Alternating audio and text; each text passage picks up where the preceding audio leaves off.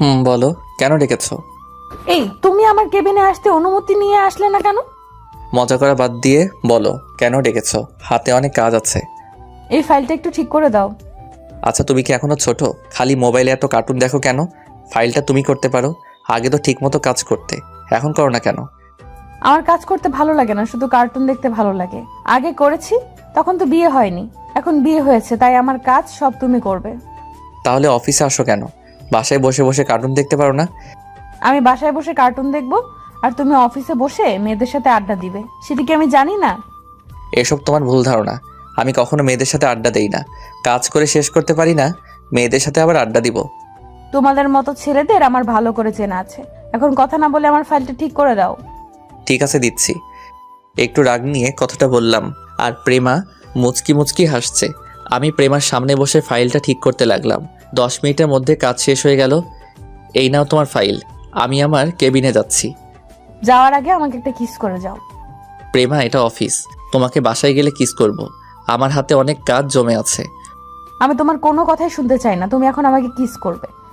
তোমার সাথে পারা যাবে না। কে বলেছে তোমাকে বিয়ে করতে? আমার জীবনটা তুমি তেনাফেনা করে দিচ্ছ। কি? আমি তোমার জীবনটা তেনা তেনা করে দিছি? লাগবে না তোমার কিস, তুমি গিয়ে তোমার কাজ করো। বাব্বা, আমার জানোটা দেখে আবার অভিমান করতে পারে। আমি তোমার কে যে আমি তোমার সাথে অভিমান করব? তুমি তো আমার সব। তোমাকে ছাড়া এই রাসেল পুরো অসহায়। চেয়ার থেকে উঠে গিয়ে প্রেমাকে পিছন থেকে জড়িয়ে ধরে কথাটা বললাম। তখন প্রেমা বলল, যদি তাই হতাম তাহলে আমার সব আবদার পূরণ করতে। আমি বুঝেছি তুমি এখন আমাকে আগের মতো ভালোবাসো না। আমি তোমাকে অনেক ভালোবাসি, আর ভালোবাসি বলে তো তোমার সব আবদার পূরণ করি। তাহলে এখন আমাকে কিস করো। দাঁড়াও, দরজাটা বন্ধ করে দিয়ে আসি। বলে কেবিনের দরজা বন্ধ করে প্রেমাকে জড়িয়ে ধরে তার ঠোঁটের সাথে আমার ঠোঁট লাগিয়ে দিলাম। 5 মিনিট কিস করার পর ছেড়ে দিলাম। তখন আমি বললাম, এবার খুশি হয়েছো? খুশি মানে? অনেক খুশি হয়েছি। ঠিক আছে, তুমি বসে বসে কার্টুন দেখো, আমি হাতের কাজগুলো শেষ করে আসি। ঠিক আছে, যাও। আমি আর কোনো কথা না বলে নিজের কেবিনে চলে আসলাম। এতক্ষণে তো বকবক করেই গেছি, এখনও তো আমার পরিচয় দেওয়া হলো না। আমি রাসেল, বর্তমানে শ্বশুরের অফিসে কাজ করি। পরিবারে আব্বু আম্মু আর একটা ছোট বোন আছে, আর প্রেমা ও হচ্ছে এই অফিসের বস। তাহলে চলুন প্রেমা আর আমার কাহিনী একটু খুলে বলি। প্রেমার সাথে আমার বিয়ে কিভাবে হলো। সকালে ঘুম থেকে উঠতে দেরি হয়ে গেছে। আজকে অফিসে বসের মেয়ে আসবে। আমি অফিসে চাকরি করি আজ 1 বছর ধরে। বস আমার কাজ দেখে অনেক ভালোবাসে, তাই দেরি হলে সমস্যা হয় না। কিন্তু আজকে আমাকে একটু তাড়াতাড়ি অফিসে যেতে বলছে, সেখানে আজকেও লেট। না জানি আজকে কপালে কি হয়েছে। আমি ওয়াশরুমে ঢুকে ফ্রেশ হয়ে রেডি হয়ে নাস্তার টেবিলের সামনে গিয়ে একটা চেয়ার টেনে বসলাম। তখন আমি রাইসাকে বললাম, ওই আজকে আমাকে সকালে ডাকলি না কেন? আমি কি তোর চাকর নাকি যে প্রতিদিন তোকে ঘুম থেকে উঠিয়ে দেব? একটা বিয়ে করতে পারিস না? তাহলে তোর বউ সবসময় উঠিয়ে দেবে। এই তোর মাথায় বিয়ে ছাড়া আর অন্য কিছু আসে না? না, আমার তোর বিয়ে ছাড়া অন্য কিছু আসে না। তোকে বিয়ে না দেওয়া পর্যন্ত আমি বিয়ে করব না। তুই আমার জীবনটা শেষ করে দিচ্ছিস। আমার বিয়ে হয়ে গেলে তোর সাথে প্রতিদিন যুদ্ধ করবে কে? আমি তোকে বিয়ে না দেওয়া পর্যন্ত বিয়ে করব না। ঠিক আছে, আমি তাড়াতাড়ি বিয়ে করে তোকে বিয়ে দিয়ে বাসা থেকে বের করব। আগে বিয়ে করে দেখা, তারপর আমার কথা বলিস। এই, তোরা কি সারাদিন ঝগড়া করবি? এখনো কি তোরা ছোট আছিস? আমার কি দোষ? তোমার মেয়ে তো আমার সাথে সবসময় ঝগড়া করে। কি? আমি তোর সাথে প্রতিদিন ঝগড়া করি নাকি তুই আমার সাথে করিস? এই, তোরা থামবি? আজকে তোর বাবা বাজার থেকে আসুক, তোদের একটা ব্যবস্থা করতে বলবো। আমি তোদের 2 ভাই বোনের জ্বালায় বাঁচি না। তুমি যা খুশি করো, আগে আমাকে নাস্তা দাও। এমনি আজকে অফিসে লেট হয়ে গেছে। তারপর আজকে বসের মেয়ে অফিসে বসবে।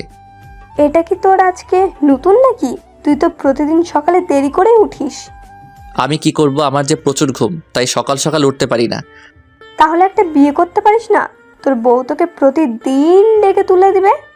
আম্মু, তুমিও ওই খাচ্চুনির মতো শুরু করছো। আগে ওটাকে বাসা থেকে বের করে তারপর আমি বিয়ে করব। আমি খাচ্ছুনি? তুই বিলাই, ছাগল, গরু আরো আছিস, সব হচ্ছিস তুই। এই তোদের আবার শুরু হয়ে গেছে। আর রাসেল, তোর আজকে না অফিসে লেট হয়ে গেছে, তাড়াতাড়ি নাস্তা করে অফিসে যা। আমি মনে মনে রাইসাকে স্বাধীন করলাম। আপনার আবার ওকে বলে দিয়েন না, তা না হলে আমার অবস্থা খারাপ করে ছাড়বে। নাস্তা শেষ করে বাসার বাইরে এসে বাইক নিয়ে অফিসে যেতে লাগলাম। ও আপনাদের তো রাইসার ব্যাপারে বললাম না। রাইসা এবার মাস্টার্স শেষ করেছে, তাই বাসায় বসে থাকে। বিয়ের জন্য অনেক জায়গা থেকে আসে, কিন্তু তার এক কথা, আমাকে বিয়ে না দেওয়া পর্যন্ত সে বিয়ে করবে না। তাই ওর বিয়েটা হচ্ছে না। যত জায়গা থেকে বিয়ের জন্য আসে, রাইসা কিছু একটা বাহানা ধরে সব কিছু শেষ করে দেয়।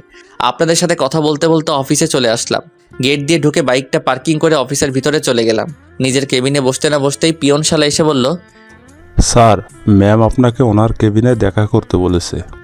ঠিক আছে, তুমি যাও, আমি আসছি। পিয়ন আর কোনো কথা না বলে চলে গেল।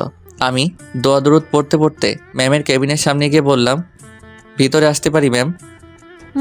আসুন। আমি ভিতরে ঢুকে দেখি ম্যাম অপর দিকে চেয়ার ঘুরিয়ে বসে আছে। তখন আমি বললাম, ম্যাম আপনি আমাকে ডেকেছেন? এখন কয়টা বাজে? ম্যাম 10টা বাজে। আপনার অফিস কয়টায়? জি ম্যাম, সকাল 9টায়। তো অফিসে আসতে এত লেট কেন? প্রায় 1 ঘন্টা লেট। আপনাকে কি চেহারা দেখে বেতন দেওয়া হবে? আসলে ম্যাম ঘুম থেকে উঠতে দেরি হয়ে গেছে। আজকে সকালে আমাকে কেউ ঘুম থেকে ডেকে তুলে নাই, তাই লেট হয়ে গেছে। আপনি যে এরকম লেট করে অফিসে আসেন, আব্বু আপনাকে কিছু বলে না? উনি আমাকে কিছু বলে না, কারণ আমার কাজ শেষ করেই আমি বাসায় যাই। আর উনি আমার কাজ দেখে অনেক খুশি হয় এবং আমাকে অনেক ভালোবাসেন। তখন তো আব্বু অফিসে ছিল, তাই আপনাকে কিছু বলে নাই। এখন থেকে আমি অফিস দেখাশোনা করব। আজকের পর থেকে যদি কোনো দিন আপনার অফিসে আসতে লেট হয়, তাহলে আপনার বেতন থেকে টাকা কেটে নেওয়া হবে। ঠিক আছে ম্যাম, আজকের পর থেকে আর দেরি হবে না। আগামীকাল থেকে ঠিক টাইমে আসবো। ঠিক আছে, আপনি এখন আসতে পারেন। Okay ma'am. আমি আর কোনো কথা না বলে ম্যামের রুম থেকে বেরিয়ে আসলাম।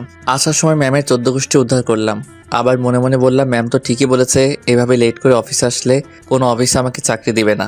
না, কালকে থেকে ঠিক টাইমে আসতে হবে। আর কিছু না ভেবে নিজের কাজগুলো করতে লাগলাম। হঠাৎ রাফি আসলো আমার কেবিনে। রাফি হচ্ছে আমার কলেজ ফ্রেন্ড, দুজনে এই অফিসে চাকরি করি। তখন রাফি বলল, কিরে, ম্যামের কেবিনে এতক্ষণ কি করছিস? কি আর করব, ম্যাম আমাকে কিছুক্ষণ হেদায়েত করলো। ঠিকই করেছে। তুই ঠিক টাইমে অফিসে আসিস না কেন? আগে তো ম্যামের আব্বু ছিল, এখন তার মেয়ে অফিস দেখাশোনা করবে। আগের মতো দেরি করে আসা যাবে না। ঠিক বলছিস। আচ্ছা, তুই কি ম্যামের চেহারা দেখেছিস? দেখছি। কেন বলতো, তুই দেখিসনি? তাহলে কি তোকে জিজ্ঞেস করতাম? শালি চেয়ার ঘুরিয়ে আমাকে বাসন দিছে। তুই জানিস, ম্যাম দেখতে অনেক সুন্দর। যদি ওর মতো মেয়ের সাথে প্রেম করতে পারতাম। তাহলে রিয়াকে গিয়ে বলবো, রাফি তোকে এখন আর ভালোবাসে না, এখন অফিসের ম্যামের দিকে নজর দিছে। না ভাই, তোর দোহাই লাগে, এমন কাজ ভুলেও করিস না। রিয়া আমাকে কাঁচা খেয়ে ফেলবে। আমি তোর সাথে মজা করছি। এখন কথা না বলে নিজের কাজ কর গিয়ে। রাফি আর কোনো কথা না বলে তার কেবিনে চলে গেল। আসলে রিয়া হচ্ছে রাফির গার্লফ্রেন্ডের নাম। রাফি আর রিয়া দুজন দুজনকে কলেজ লাইফ থেকে ভালোবাসে। রিয়া রাফিকে সবসময় চোখে চোখে রাখে, তাই রাফি রিয়ার কথা শুনে ভয় পায়। কলেজ লাইফে আমিও অনেক মেয়ের প্রপোজ পেয়েছি, কিন্তু মনের মতো কাউকে পাইনি, তাই কোনো মেয়ের সাথে আজ পর্যন্ত প্রেম করি নাই। কিন্তু কলেজের একটা মেয়ে আমাকে অনেকবার প্রপোজ করছে, কিন্তু আমি রাজি হইনি, কারণ মেয়েটা ছিল বড়লোক বাবার মেয়ে। তার নাম ছিল প্রেমা। তখন আমার বাবা একটা অফিসে চাকরি করত। তার বাবা আমার সাথে কখনো রাজি হবে না বিয়ে দিতে, তাই সবসময় তাকে এড়িয়ে চলছি। তো যাই হোক, আপনাদের সাথে কথা বলতে বলতে দুপুরে লাঞ্চ টাইমে হয়ে গেছে। আমি হাতের কাজ রেখে রাফিকে নিয়ে ক্যান্টিনে চলে গেলাম। দুজনে খাবার খেয়ে কেবিনে চলে আসলাম। তখন পিয়ন আমার কেবিনে আসলো। স্যার, ম্যাম আপনার ওনার কেবিনে যেতে বলেছে। কেন যেতে বলছে আপনি কি জানেন? না স্যার, শুধু বলেছে আপনাকে গিয়ে বলতে। ঠিক আছে, আপনি যান। পিয়ন আমার কেবিন থেকে বেরিয়ে গেল। আমি বসা থেকে উঠে ম্যামের কেবিনের সামনে গিয়ে বললাম, ম্যাম ভিতরে আসতে পারি? আসুন। আমি ভিতরে ঢুকে দেখি ম্যাম আবার চেয়ার ঘুরিয়ে বসে আছে। তখন আমি বললাম, ম্যাম আমাকে আপনি ডেকেছেন? ঠিক আছে। আপনি দুপুরে লাঞ্চ করেছেন? জি ম্যাম। খাবার খেয়ে নিজের কেবিনে বসতে বসতেই পিয়ন এসে বলল, আপনি আমাকে ডেকেছেন? ও ঠিক আছে, আপনি এখন আসতে পারেন। এটা বলার জন্যই ডেকে পাঠিয়েছিলাম। ও আচ্ছা, তাহলে আমি আসি। হুম। আমি আর কোনো কথা না বলে ম্যামের কেবিন থেকে বেরিয়ে নিজের কেবিনে চলে আসলাম। শালি আমাকে কথা বলার জন্য ডেকে পাঠিয়েছে, আমার খাবারগুলো হজম হতে দিল না। আচ্ছা, আমি একটা জিনিস ভেবে পাচ্ছি না, ম্যাম আমাকে ওনার চেহারা দেখায় না কেন? ম্যাম কি লজ্জা পায়? না না, আমি কি ভাবছি? রাফি তো বলল ম্যামের চেহারা দেখছে, তাহলে আমাকে দেখাচ্ছে না কেন? দূর, না দেখালে নাই, আমি আমার কাজ করতে থাকি। কিন্তু ম্যামের গলার কণ্ঠ আমার কেমন জানি চেনা চেনা লাগছে। আর কিছু ভাবতে পারছি না, নিজের কাজে মন দেই। তারপর নিজের কাজে মন দিলাম। বিকেলে অফিস ছুটি হওয়ার পর বাহিরে চলে আসলাম। রাফিকে বিদায় দিয়ে বাইক নিয়ে সোজা বাসায় যেতে লাগলাম। হঠাৎ রাস্তায় এক বন্ধুর সাথে দেখা হয়। তার সাথে কিছুক্ষণ কথা বলে বাসায় চলে আসি। কলিং বেল চাপ দেওয়ার পর রাইসা এসে দরজা খুলে দিল। কিরে, তোর অফিস থেকে আসতে তো দেরি হলো কেন? আর বলিস না, আসার সময় রাস্তার পাশে দেখি হালিম বিক্রি করে। দেখে লোভ সামলাতে পারলাম না, তাই বসে 2 বাটি খেয়ে আসলাম। তুই একা একা খেলি, আমার জন্য আনলি না? আমাকে পাগলা কুকুরে কামড় দিচ্ছে, তোর জন্য হালিম আনতে যাব? তুই আম্মুর কাছে প্রতিদিন আমাকে বকা শোনাস। আরে এটা শয়তানি করে, কি বুঝিস না? আমি চলে গেলে তোর সাথে কেউ দুষ্টুমি করবে না। কথাটা রাইসা মন খারাপ করে বলছে। আমি ওর মন খারাপ করা দেখে তার জন্য যে হালিম এনেছি তা ওর সামনে ধরে বললাম, এই পাগলি বোন আমার, তোর এই ভাই কি কখনো তোকে ছাড়া কিছু খেয়েছে? তুই জানিস না তোর এই ভাই অনেক ভালোবাসে? রাইসা আমার কথা শুনে জড়িয়ে ধরে কান্না করে দিল। তখন রাইসা বলল, ভাইয়া তুই আমাকে এত ভালোবাসিস? রে পাগলি, তোর সাথে তো আমি ইচ্ছে করে দুষ্টামি করি।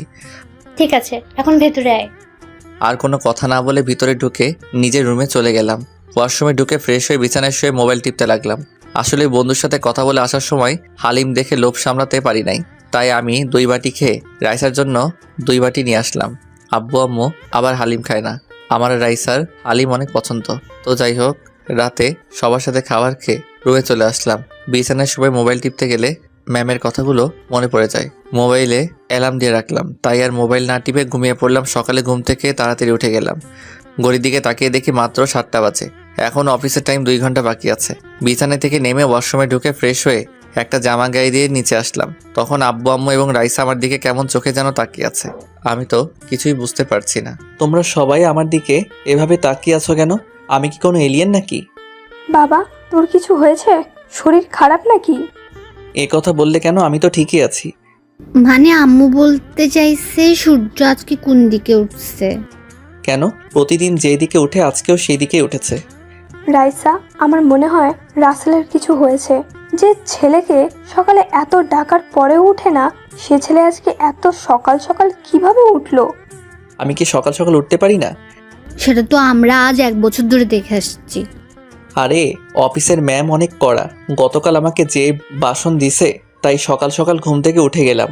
ম্যামের আব্বু হলে কোনো সমস্যা ছিল না, কিন্তু বসের মেয়ের অনেক রাগ। এবার ঠিক হয়েছে, এখন থেকে দেরি করে অফিসে গেলে তোর ম্যামের ঝাড়ি খেতে হবে। ঠিকই বলছিস। আম্মু নাস্তা কি হয়েছে? এখনো হয়নি, তোরা বসে গল্প কর, আধা ঘন্টার মধ্যে হয়ে যাবে। ঠিক আছে বলে আমি সোফায় গিয়ে বসলাম। তখন রাইসা আমার পাশে বসে বলল, ভাইয়া তোর ম্যাম দেখতে কেমন রে? আমি এখনো ম্যামের চেহারা দেখি নাই। যে সময় আমাকে কেবিনে ডাকবে তখন ম্যাম চেয়ার ঘুরিয়ে আমার সাথে কথা বলে। এভাবে কথা বলে কেন? বাকিদের সাথে কি এভাবে কথা বলে? না, শুধু আমার সাথে এভাবে কথা বলে। তাহলে আমার মনে হয় এখানে কোনো কারণ আছে। অফিসে সবার সাথে সামনাসামনি কথা বলে, তোর সাথে চেয়ার ঘুরিয়ে কথা বলে কেন? সেটা আমি বলতে পারবো না। দেখি সামনে কি হয়। মাত্র তো প্রথম দিন এমন করছে, কোনো একদিন তো অবশ্যই দেখতে পাবো। তারপর আমি আর রাইসা আরও কিছুক্ষণ কথা বললাম। কিছুক্ষণ পর আম্মু টেবিলে নাস্তা নিয়ে আসলো। সবার সাথে নাস্তা করে রুমে এসে রেডি হয়ে বাসা থেকে বেরিয়ে বাইক নিয়ে অফিসে চলে আসলাম। বাইক পার্কিং করে অফিসের ভিতরে ঢুকে নিজের কেবিনে চলে আসলাম। আজকে 20 মিনিট আগে অফিসে চলে আসলাম। আমি বসে বসে মোবাইল টিপতে লাগলাম।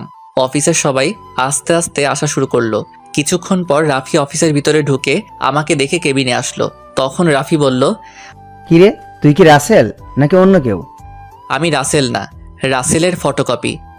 আমার তো মনে হয় আজ 1 বছর পর তুই অফিসে আগে এসেছিস। কি করব বলো, শালার ঘুমের কারণে ঠিক টাইমে আসতে পারি না। ঠিক আছে, চল দুজনে কফি খেয়ে আসি, কফি খেয়ে এসে কাজ করব। ঠিক আছে চলো। আমি আর রাফি কেবিন থেকে বেরিয়ে ক্যান্টিনে চলে গেলাম। দুজনে 2টা কফি খেয়ে অফিসে চলে আসলাম। রাফি ওর কেবিনে চলে গেল, আমি আমার কেবিনে বসে কাজ করতে লাগলাম। কাজ করতে করতে দুপুরে লাঞ্চের টাইম হয়ে গেছে, কিন্তু অবাক করার বিষয় হলো আজকে ম্যাম আমাকে তার কেবিনে ডাকে নাই। মনে হয় টাইম মতো আসার কারণে ডাকে নাই। আর ডাকে নাই ভালোই করছে, তা না হলে আমাকে কিছুক্ষণ ভাষণ দিত। এই যা শালির কথা বলতে না বলতেই পিয়ন এসে বলল, স্যার, ম্যাম আপনাকে ওনার কেবিনে ডাকছে। এখন তো দুপুরে লাঞ্চের টাইম, আমি এখন খাবার খেতে যাব। আমাকে বলে লাভ নেই, ম্যামের কাছে গিয়ে বলেন আপনাকে তাড়াতাড়ি যেতে বলেছে। এই কথা বলে পিয়ন কেবিন থেকে বেরিয়ে গেল। এখন লাঞ্চের টাইমে কেন ডাকলো? আবার অনেক খিদেও লাগছে, মনে কয় শালির মাথা ফাটিয়ে দেই। আমি কেবিন থেকে বেরিয়ে ম্যামের কেবিনের সামনে গিয়ে বললাম, ম্যাম ভিতরে আসতে পারি? আসুন। আমি ভিতরে গিয়ে দেখি ম্যাম আগের মতো চেয়ার ঘুরিয়ে বসে আছে। ম্যাম আমাকে কেন ডেকেছেন? এখন তো দুপুরে লাঞ্চ টাইম। আপনি আজকে আমার সাথে লাঞ্চ করবেন, তাই কেবিনে আসতে বললাম। আপনি আমার সাথে কিভাবে খাবার খাবেন? আপনি তো আপনার চেহারা এখনো পর্যন্ত আমাকে দেখান নাই। আমার চেহারা দেখলে আপনি চেয়ার থেকে উঠে যাবেন, কারণ আপনি আমাকে ভালো করে চেনেন। আমি আপনাকে চিনি মানে? কে আপনি? মনে করে দেখেন তো, কলেজে আপনাকে প্রতিদিন একটা মেয়ে প্রপোজ করতো, কিন্তু আপনি রাজি হতেন না। আপনি প্রেমার কথা বলছেন, কিন্তু আপনি ওকে চিনেন কিভাবে? আপনি সেটা পরে জানতে পারবেন। এখন বলেন, প্রেমার প্রপোজে রাজি হতেন না কেন?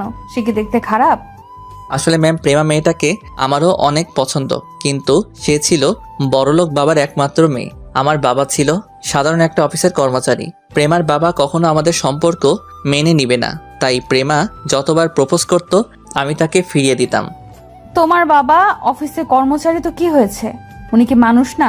টাকা পয়সা দিয়ে কখনো ভালোবাসা হয় না, দুজনের দুই মনের মিল থাকলে ভালোবাসা হয়। সেটা ঠিক আছে, কিন্তু প্রেমার বাবা কখনো মানবে না। সত্যি করে বলুন তো, আপনি কি এখনো প্রেমাকে ভালোবাসেন? যদি সে আপনার কাছে ফিরে আসে তখন তাকে আপন করে নেবেন? সে যদি আপনাকে বিয়ে করতে চায়, আপনি তাকে বিয়ে করবেন? আমি এখনো তাকে ভালোবাসি, কিন্তু সে এখন কোথায় থেকে ফিরে আসবে? তাকে তো পড়ালেখা ছাড়ার পর আর দেখতেই পাইনি।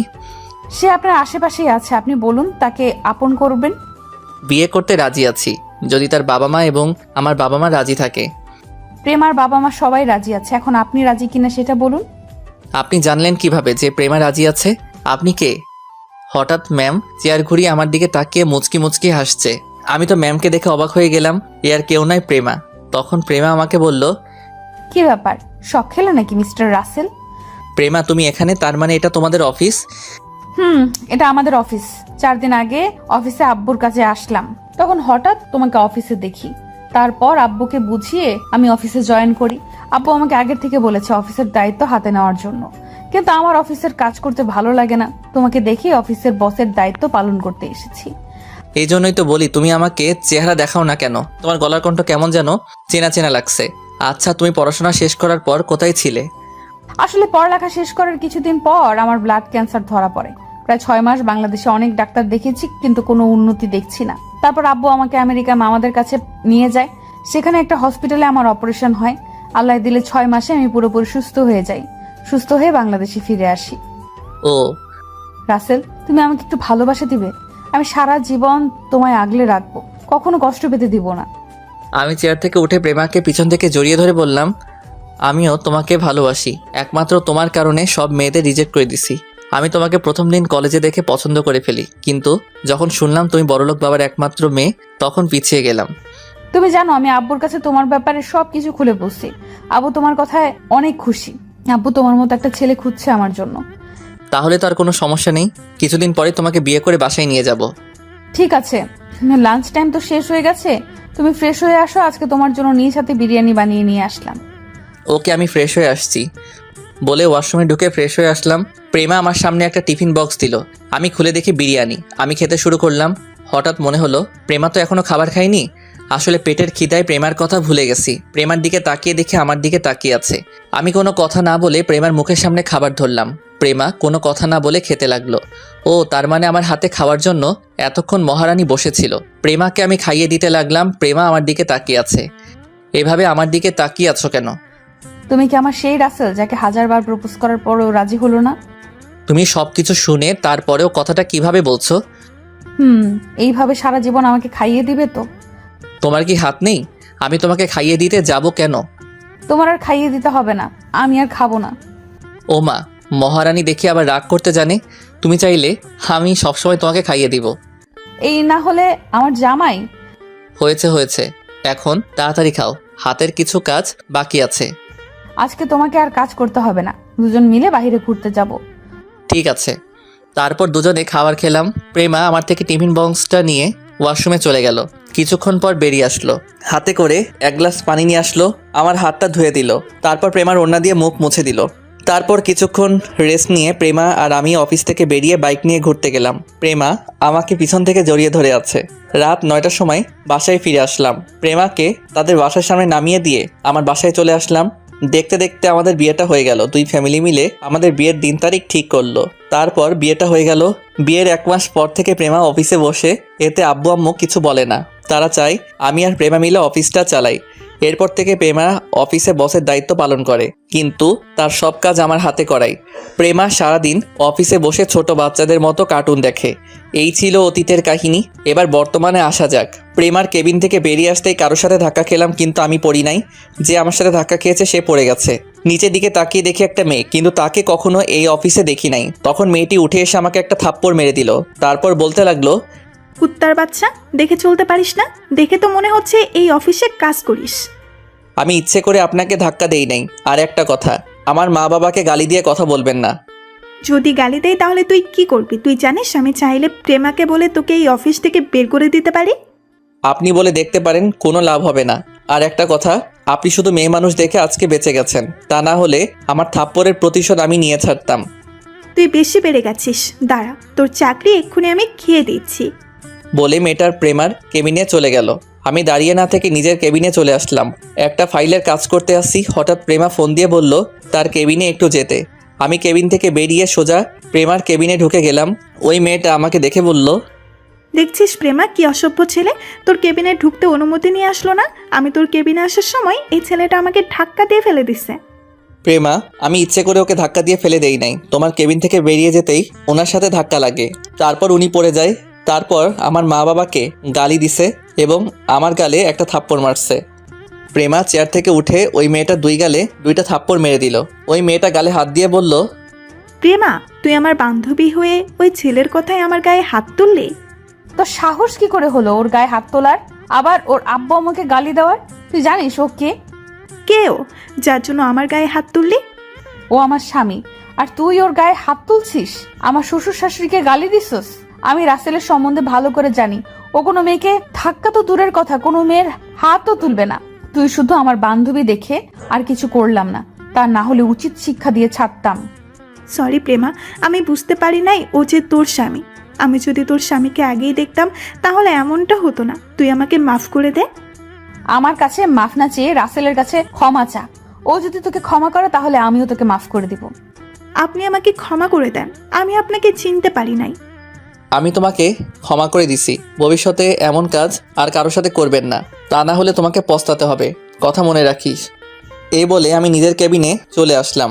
তারপর বিকালে অফিস ছুটির পর গাড়ি নিয়ে প্রেমার জন্য অপেক্ষা করতে লাগলাম। কিছুক্ষণ পর প্রেমা অফিস থেকে বেরিয়ে আসলো। প্রেমা এসে আমার সাথে সামনের সিটে বসলো। তখন প্রেমা বলল, কি ব্যাপার, তুমি আমাকে নিয়ে আসলে না কেন? আমি মনে করছি ওই মেয়েটা তোমার কেবিনে, তাই আর যাইনি। আচ্ছা, মেয়েটাকে? ও হচ্ছে নদী, আমার সাথে হাই স্কুল লাইফ পর্যন্ত পড়েছে। আমরা দুজন বান্ধবী। এসএসসি পাশ করার পর তার আব্বু ওকে বাইরের রাষ্ট্রে পাঠিয়ে দেয়। তারপর পড়ালেখা শেষ করে দেশে এসে তাদের নিজের অফিস দেখাশোনা করে।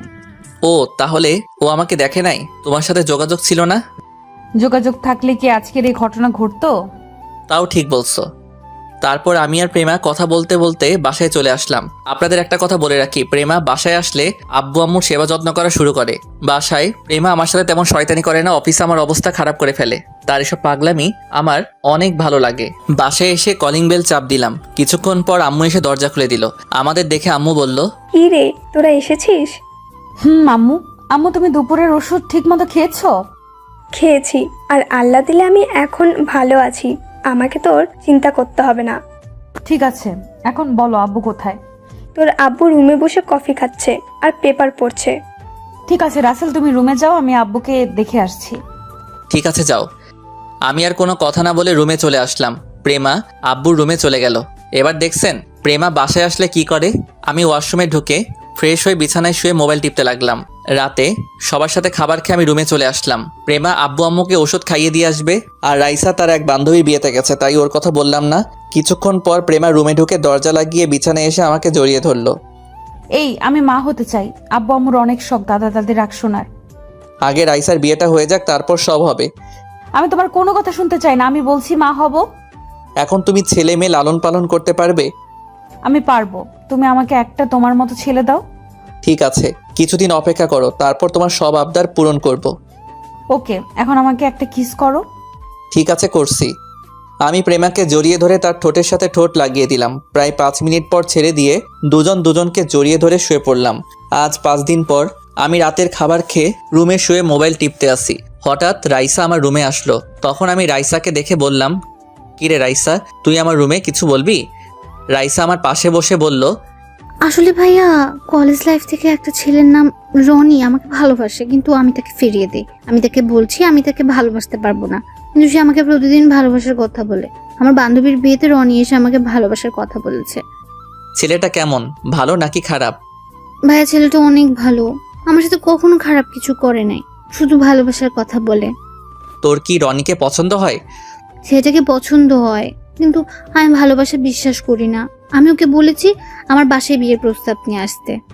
তখন সে কি বলেছে? রনি বলেছে তার আব্বু আম্মুকে রাজি করিয়ে কালকে আমাদের বাসায় আসবে। রনি বর্তমানে কি করে? রনি এখন তাদের অফিস দেখাশোনা করে। ঠিক আছে, কালকে তাহলে আসুক, আমি সব ব্যবস্থা করছি। ঠিক আছে ভাইয়া, আব্বু আম্মুর কাছে বলতে লজ্জা লাগে, তাই তোর কাছে বলেছি। সমস্যা নেই, আমি সব দেখছি, তুই রুমে যা। রাইসা আর কোনো কথা না বলে রুম থেকে বেরিয়ে গেল। আমি শুয়ে শুয়ে মোবাইল টিপতে লাগলাম। প্রেমা রুমে এসে দরজা লাগিয়ে আমাকে জড়িয়ে ধরে বলল, রাইসাকে দেখলাম রুম থেকে বেরিয়ে যেতে। কেন এসেছে রাইসা? তাহলে শোনো। তারপর রাইসা আমার সাথে কি বলেছে সবকিছু প্রেমাকে খুলে বললাম। তাহলে তো ভালোই, রাইসার বিয়ে হয়ে গেল, আমি তোমার কাছে একটা সন্তান পাবো। ঠিক আছে, দিব। তাহলে কালকে আর দুজন অফিসে যাব না, ম্যানেজার আঙ্কেলকে বলবো সবকিছু দেখে রাখতে। ওকে, ঠিক আছে। তারপর দুজন দুজনকে জড়িয়ে ধরে শুয়ে পড়লাম। এবার আপনাদের একটা কথা বলি, আমার আর প্রেমার বিয়ের পর এখনো প্রেমার সাথে গভীরে যাইনি, কারণ বিয়ের 2 দিন আগে থেকে আম্মু অসুস্থ হয়ে পড়ে। তাই বাসর রাতে প্রেমাকে বলেছি আম্মু সুস্থ না হওয়া পর্যন্ত আমরা গভীরে যাব না। প্রেমাও আমার সাথে একমত দিছে। এরপর আমাদের মাঝে কিছুই হয়নি। সব মেয়েরা চায় স্বামীর ভালোবাসা নিয়ে বেঁচে থাকতে, স্বামীর আদর পেতে, মা হওয়ার স্বপ্ন থাকে, কিন্তু প্রেমা আমার কথার বাহিরে একটা কথাও বলে না। সে বলছে আমি যেটা বলবো সে তাই করবে। প্রেমার মতো মেয়ে বউ হিসেবে পাওয়া অনেক ভাগ্যের ব্যাপার। তো যাই হোক, পরের দিন রনি এবং তার মা বাবা আমাদের বাসায় আসলো। তাদের সাথে কথা বলে বোঝাতে পারলাম তারা অনেক ভালো। রনি ছেলেটা দেখতে অনেক সুন্দর, কথাবার্তা অনেক ভালো। রনির আব্বু আম্মু রাইসাকে পছন্দ হয়েছে। এখন আমাদের বলছে তাদের বাসা এবং তাদের ব্যাপারে জেনে আসতে। এরপর তারা চলে গেল। পরের দিন আমি আব্বু রনিদের বাসায় গেলাম। তাদের বাসায় যাওয়ার আগে কিছু মানুষ থেকে তাদের বিষয় জিজ্ঞেস করলাম। সবাই তাদের ব্যাপারে ভালো বলছে। রনিদের বাসায় গিয়ে সবকিছু দেখলাম। আল্লাহ দিলে সবকিছু ঠিক আছে। রনির আব্বু আম্মুকে বলছি আমাদের বাড়িতে গিয়ে বিয়ের দিন তারিখ ঠিক করে আসতে। আজকে রাইসার গায়ে হলুদ, অফিসের সবাইকে দাওয়াত দেওয়া হয়েছে। রাফিকে বলছি রিয়াকে নিয়ে আসতে। বিয়ের সবকিছু আমার নিজের মতো করে সাজিয়েছি, কোনো কিছুর কমতি রাখি নাই। আমি কাজের লোকগুলোকে সবকিছু ঠিকঠাকভাবে দেখিয়ে দিচ্ছি। হঠাৎ নদী আমার সামনে এসে বলল, কেমন আছেন? আমি ভালো আছি, আপনি কেমন আছেন? আমিও ভালো আছি। আপনি কি আমার উপরে এখনো রেগে আছেন? আরে না, আমি ওই দিনই সবকিছু ভুলে গেছি। তা কোন সময় আসলেন? কিছুক্ষণ আগে আসলাম। আমি আসতে চাইনি, কিন্তু প্রেমার জোড়াজুড়িতেই আসতে হলো। ঠিক আছে, আপনি প্রেমার কাছে যান, আমি এদিকে কাজের লোকগুলোকে ঠিকঠাক মতো দেখিয়ে দিচ্ছি। আচ্ছা ঠিক আছে। নদী আর কোনো কথা না বলে প্রেমার কাছে চলে গেল। আমি এদিকে সবকিছু কাজের লোকগুলোকে দেখিয়ে দিতে লাগলাম। রাতে সবাই রাইসাকে হলুদ লাগাতে লাগলো। এক এক করে সবাই হলুদ লাগাতে আসে। হঠাৎ প্রেমা আমার সামনে আসলো। আজকে প্রেমা একটা হলুদ রঙের শাড়ি পরছে, তাকে দেখতে অনেক সুন্দর লাগছে। প্রেমা আমার সামনে এসে বলল, কি ব্যাপার, তুমি এখানে দাঁড়িয়ে আছো কেন? চলো দুজনে একসাথে রাইসাকে হলুদ লাগাবো। দেখো না, সব স্বামী স্ত্রী একসাথে মিলে হলুদ লাগাচ্ছে। ঠিক আছে চলো। আমি আর প্রেমা রাইসার 2 পাশে বসলাম। প্রথমে আমি রাইসার মুখে হলুদ লাগালাম, এরপর প্রেমা লাগালো। হঠাৎ প্রেমা আমার মুখেও লাগিয়ে দিল। এটা দেখে সব মেহমান হাসতে লাগলো। আবার অনেকে দাঁড়িয়ে দাঁড়িয়ে বলছে এদের দুজনকে জামাই বউয়ে অনেক মানিয়েছে। আমি কিছুক্ষণ প্রেমার সাথে দুষ্টুমি করে বাসার ছাদে চলে আসলাম। প্রেমা আর নদী মিলে রাইসার হাতে মেহেদি লাগাচ্ছে। হঠাৎ দেখি রাফি আর রিয়া ছাদের উপরে আসলো। তখন রাফি বলল, কিরে, ছাদের উপরে দাঁড়িয়ে কি করছিস? না, এমনি ভালো লাগছে না। কেন, হঠাৎ তোর আবার কি হলো? আরে তুমি বুঝো না, আজকে রাত্রের পরে তো তার বোনটা স্বামীর বাসায় চলে যাবে, তাই ভালো লাগছে না। ও এ কথা, এখানে তো কিছুই করার নেই। মেয়ে হয়ে যখন জন্মগ্রহণ করেছে, বিয়ের পর তো স্বামীর বাড়িতে যেতে হবে। আমার বোনটা অনেক আদরের। আমি ওর সাথে সবসময় দুষ্টুমি করতাম। আমার সাথে রাগ করলে আমি তার রাগ ভেঙে দিতাম। আমি আমার বোনটাকে অনেক ভালোবাসি।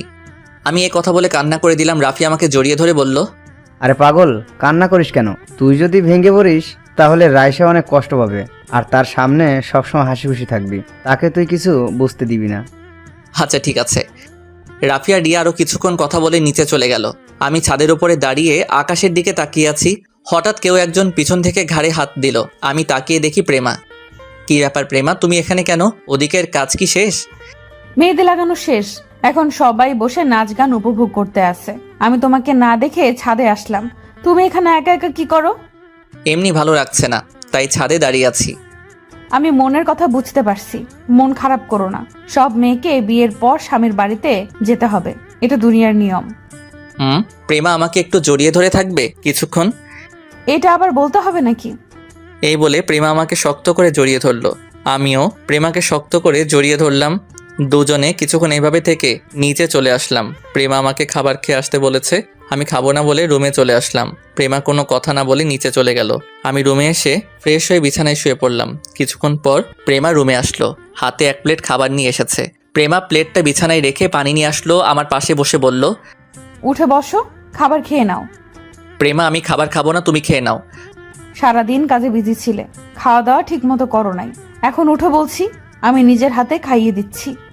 প্রেমার জোড়াজড়িতে উঠে বসলাম। প্রেমা আমাকে নিজের হাতে খাইয়ে দিতে লাগলো। প্রেমার চেহারা দেখে বোঝা যাচ্ছে প্রেমাও এখনো খায়নি। আমি পানি দিয়ে হাতটা ধুয়ে প্রেমার হাত থেকে প্লেটটা নিয়ে প্রেমার মুখের সামনে খাবার ধরলাম। প্রেমা সাথে সাথে কান্না করে দিল। রাসেল, আমার জীবনে এত ভালোবাসা সারা জীবন থাকবে? থাকবে, আমি তোমাকে ছেড়ে কখনো যাব না। মরার আগ পর্যন্ত তোমার পাশে থাকবো। আমার কেমন জানি ভয় লাগছে, আমি না তোমাকে হারিয়ে ফেলি। আরে পাগলি, এটা তোমার মনের ভুল। আমি তোমাকে সারা জীবন আমার এই বুকে আগলে রাখবো। এই বলে প্রেমার চোখের পানি মুছে দিয়ে খাবার খাইয়ে দিতে লাগলাম। প্রেমা ছোট বাচ্চাদের মতো খাবার খাচ্ছে। খাবার খাওয়া শেষ হলে প্রেমা প্লেট নিয়ে ওয়াশরুম থেকে পানি নিয়ে এসে আমার হাত ধুয়ে দিল। তারপর শাড়ির আঁচল দিয়ে মুখ মুছে দিল। প্রেমা প্লেটটা নিয়ে রুম থেকে বেরিয়ে গেল। কিছুক্ষণ পর রুমে চলে আসলো, বিছানায় শুয়ে আমাকে জড়িয়ে ধরলো। সবার কি খাওয়া দাওয়া হয়ে গেছে? আমি রাইসাকে তার রুমে দিয়ে আসলাম, আর বাকি কিছু মানুষ বাসায় চলে গেছে, আবার কিছু মানুষ আছে। আব্বু আম্মু আমার কথা কিছু জিজ্ঞেস করে নাই? করেছে, আমি বলেছি সারাদিন কাজ করতে করতে ক্লান্ত হয়ে গেছে, তাই রুমে শুয়ে আছে। ঠিক আছে, এখন আমাকে জড়িয়ে ধরে শুয়ে পড়ো। কালকে সকাল সকাল উঠে কাজ শুরু করে দিতে হবে। ওকে, আসো। তারপর দুজন দুজনকে জড়িয়ে ধরে শুয়ে পড়লাম। পরের দিন সকাল ভোরে ঘুম থেকে উঠে গেলাম। প্রেমা এখনো ঘুমিয়ে আছে। আমি প্রেমার কপালে একটা চুমু দিয়ে বিছানা থেকে নেমে ওয়াশরুমে চলে গেলাম। ওয়াশরুমে ঢুকে উঁচু করে একটা পাঞ্জাবি গায়ে দিয়ে বাসা থেকে বেরিয়ে মসজিদে চলে গেলাম। নামাজ পড়ে বাহিরে এসে 20 মিনিটের মতো ঘোরাঘুরি করে বাসায় চলে আসলাম। তারপর কাজের লোকগুলোকে সবকিছু দেখিয়ে দিতে লাগলাম। দেখতে দেখতে বর আসার সময় হয়ে গেছে। আমি রুমে এসে ওয়াশরুমে ঢুকে গোসল করে বাহিরে এসে দেখি প্রেমা দাঁড়িয়ে আছে একটা শাড়ি হাতে নিয়ে। তুমি এভাবে শাড়ি হাতে নিয়ে দাঁড়িয়ে আছো কেন? আজকে তুমি আমাকে শাড়িটা পরিয়ে দিবে। তুমি তো শাড়ি পরতে পারো, আমাকে বলছো কেন? আমার হাতে কাজ আছে। কাজ পরে করতে পারবে, আগে আমাকে শাড়িটা পরিয়ে দাও। দুজনে একসাথে রুম থেকে বেরিয়ে নিচে যাব। কি আর করার, বউয়ের কথা না রেখে পারি। আমি প্রেমার হাত থেকে শাড়িটা নিয়ে তাকে পরিয়ে দিতে লাগলাম। সমস্যা হয়েছে কুচি লাগিয়ে দিতে। আমি কুচিটা প্রেমার হাতে দিয়ে বললাম লাগিয়ে নিতে, কিন্তু খাচ্ছুনি বলে আমাকে লাগিয়ে দিতে। আমি প্রেমার নাভির উপর দিয়ে কুচিটা পরিয়ে দিলাম। প্রেমা আমার মাথা শক্ত করে ধরলো। আমি প্রেমার পেটে একটা কিস করলাম। প্রেমার সাথে সাথে কেঁপে উঠলো। আমি দাঁড়িয়ে প্রেমার ঠোঁটের সাথে ঠোঁট লাগিয়ে দিলাম। দুজনে দুজনকে জড়িয়ে ধরে কিস করতে লাগলাম। কিছুক্ষণ পর ছেড়ে দিয়ে দুজনে রেডি হয়ে একসাথে রুম থেকে বেরিয়ে আসলাম। হঠাৎ নিচের দিকে তাকিয়ে আমি তো পুরো অবাক হয়ে গেলাম। নিচের দিকে তাকিয়ে দেখি বাসার সব মেহমান আমাদের দিকে তাকিয়ে আছে। দুজনে একসাথে নিচে নামলাম। প্রেমা চলে গেছে রাইসার কাছে। আমি কাজের লোকদের কাছে চলে আসলাম। কিছুক্ষণ পর বর চলে এসেছে। সবাই রনিকে স্টেজে নিয়ে বসালো। রাইসাকে নিয়ে এসে রনির পাশে বসালো। আমার বোনটাকে বধূ সাজে অনেক সুন্দর লাগছে। আর কিছুক্ষণ বোনটা বাসায় থাকবে, তারপর বরের সাথে শ্বশুর বাড়ি চলে যাবে। কাজী এসে বিয়ে পড়ানো শুরু করলো। বিয়ে পড়ানো শেষ, কাজী মোনাজাত ধরলো। মোনাজাত শেষে সবাইকে খাবার পরিবেশন করা হলো। আমি কাজের লোকের সাথে ধরাধরি করে কাজ করছি। হঠাৎ দেখি একটা ছেলে প্রেমার দিকে কেমনভাবে তাকিয়ে আছে। আমি কাজ রেখে ছেলেটার কাছে গেলাম। তখন তাকে জিজ্ঞেস করলাম, কি ভাই, এমন করে ওই মেয়েটার দিকে তাকিয়ে আছেন কেন? সেটা কি তোকে বলতে হবে? অবশ্যই আমাকে বলতে হবে। তুই কে রে যে আমি তোর কাছে বলবো? আমি এই বাড়ির একজন সদস্য, তাই তোকে বলতে হবে। ও তাই নাকি? তাহলে শোন, ওই মেয়েটাকে দেখছিস? তাকে আমার পছন্দ হয়েছে, তাকে আমি বিয়ে করতে চাই। ওকে দেখে তো মনে হচ্ছে তার বিয়ে হয়ে গেছে। বিয়ে হয়েছে তো কি হয়েছে, আমি ওকে জোর করে বিয়ে করব। ওকে দেখতে ভীষণ সেক্সি লাগছে, তাকে আমার জীবনে চাই। ছেলেটার কথা শুনে আমি সাথে সাথে 2টা থাপ্পড় মেরে দিলাম। বাড়ির সব মেহমান আমাদের ঘিরে ফেলেছে। তখন আমি ওই ছেলেটার কলার ধরে বললাম, তোর সাহস কি করে হয় আমার বউকে খারাপ কথা বলার? তোর ঘরে কি মা বোন নেই? আজকে তোকে আমি মেরেই ফেলবো। বলে ছেলেটাকে ইচ্ছে মতো মারতে লাগলাম। প্রেমা আমাকে জোর করে ছাড়িয়ে নিয়ে আসলো। তখন আমাদের মাঝে রনি চলে আসলো। সে বলল, ভাইয়া এখানে কি হয়েছে? আর আপনি জীবনকে মারলেন কেন? ও আমার মামাতো ভাই হয়। তোমার এই মামাতো ভাই আমার বউকে আমার সাথে খারাপ কথা বলেছে, তাই আমি তাকে মারলাম। জীবন ভাইয়া যেটা বলেছে সেটা কি সত্যি? না রনি ভাইয়া, আমি ওনার বউকে খারাপ কথা বলিনি। কি তুই এখন মিথ্যা কথা বলছিস? আজকে আমি তোকে মেরে ফেলবো। জীবন, আমি ভাইয়াকে ভালো করে চিনি, ও অন্যায়ভাবে কাউকে মারবে না। তুই যদি সত্যি কথা না বলিস তাহলে আমার হাত তোর গায়ে উঠবে। আমাকে সবাই ধরে রেখেছে। এবার জীবন মাথা নিচু করে বলল, ভাইয়া আমার ভুল হয়ে গেছে, আমি ওনাকে চিনতে পারি নাই, আমাকে তুমি মাফ করে দাও। সি সি সি সি, আমার ভাবতে অবাক লাগে তুই বিয়ে বাড়িতে এসে এমন কথা বলবি। আমি তোকে অনেক ভালো মনে করেছি। তুই এখনই ভাইয়ার পা ধরে ক্ষমা চাইবি। ভাইয়া তোকে মাফ করলে আমিও মাফ করে দিব। জীবন দাঁড়িয়ে না থেকে আমার পা ধরে বলতে লাগলো, ভাইয়া আমার ভুল হয়ে গেছে, আমাকে আপনি ক্ষমা করে দেন। ঠিক আছে, আমি তোকে ক্ষমা করে দিলাম। আর কখনো এমন কথা কাউকে বলবি না। মেয়েরা হচ্ছে মায়ের জাত, আর আমার বউ তোমার থেকে বড়, তাকে বড় বোনের নজরে দেখবে।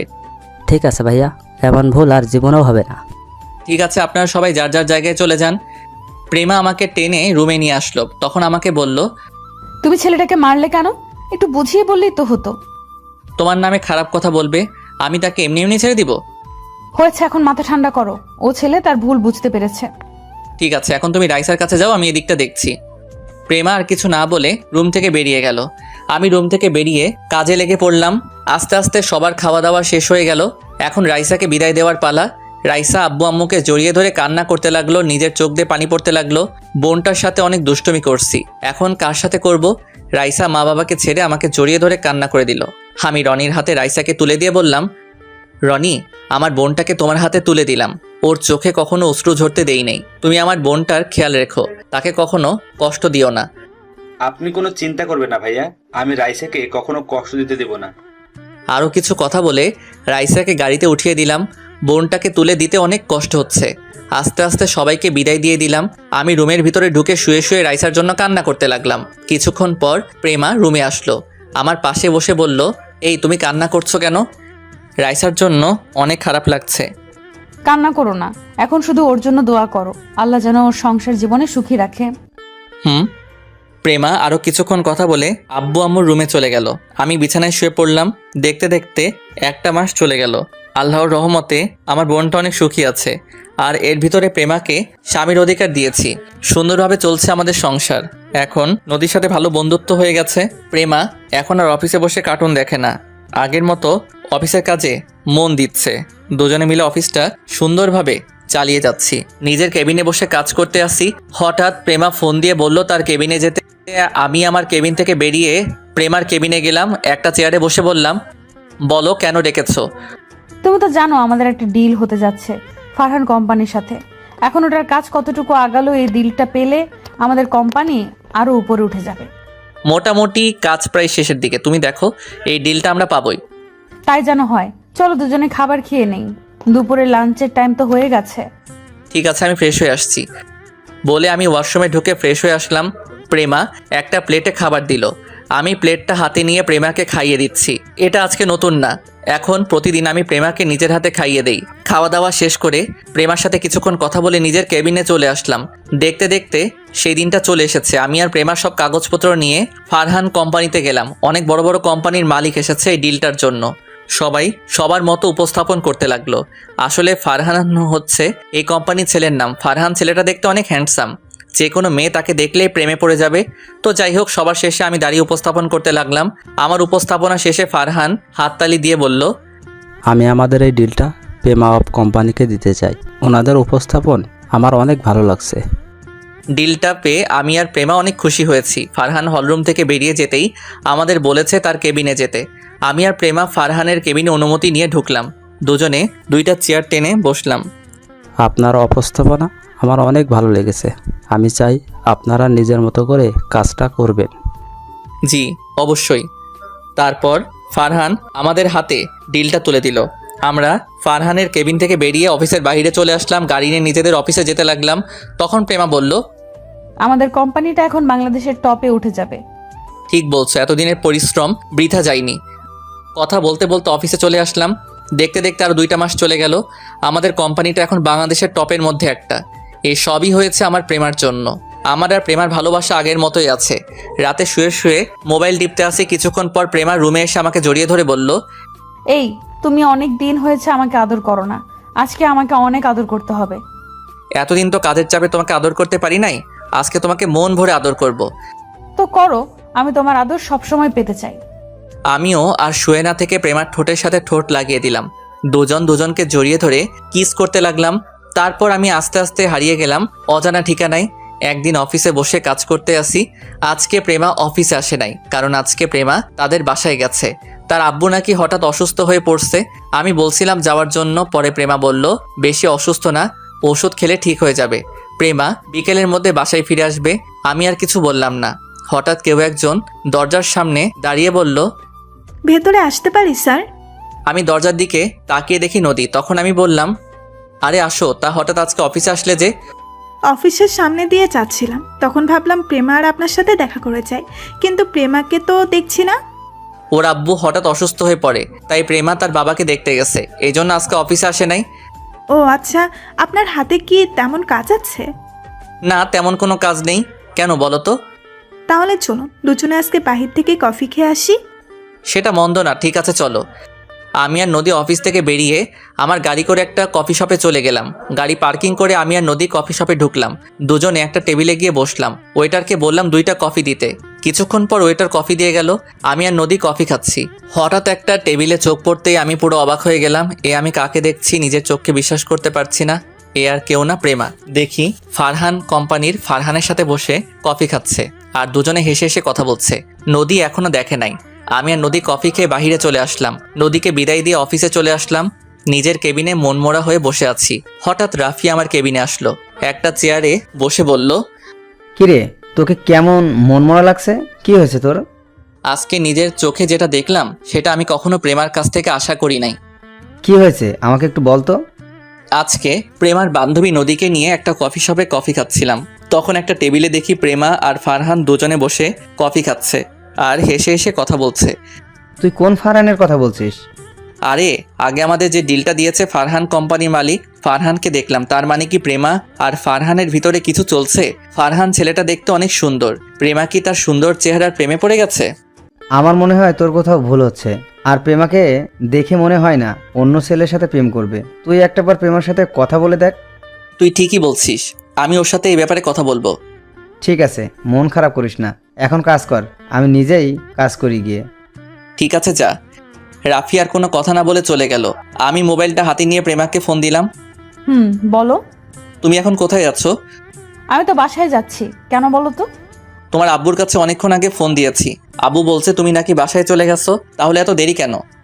আসলে তুমি কিছু মনে করো না, বাসায় যাওয়ার সময় হঠাৎ ফারহানের সাথে রাস্তায় দেখা। ফারহানের জোরাজোরিতে কফি খেয়ে আসতে লেট হয়ে গেল। আমাকে তো ফোন করে বলতে পারতে।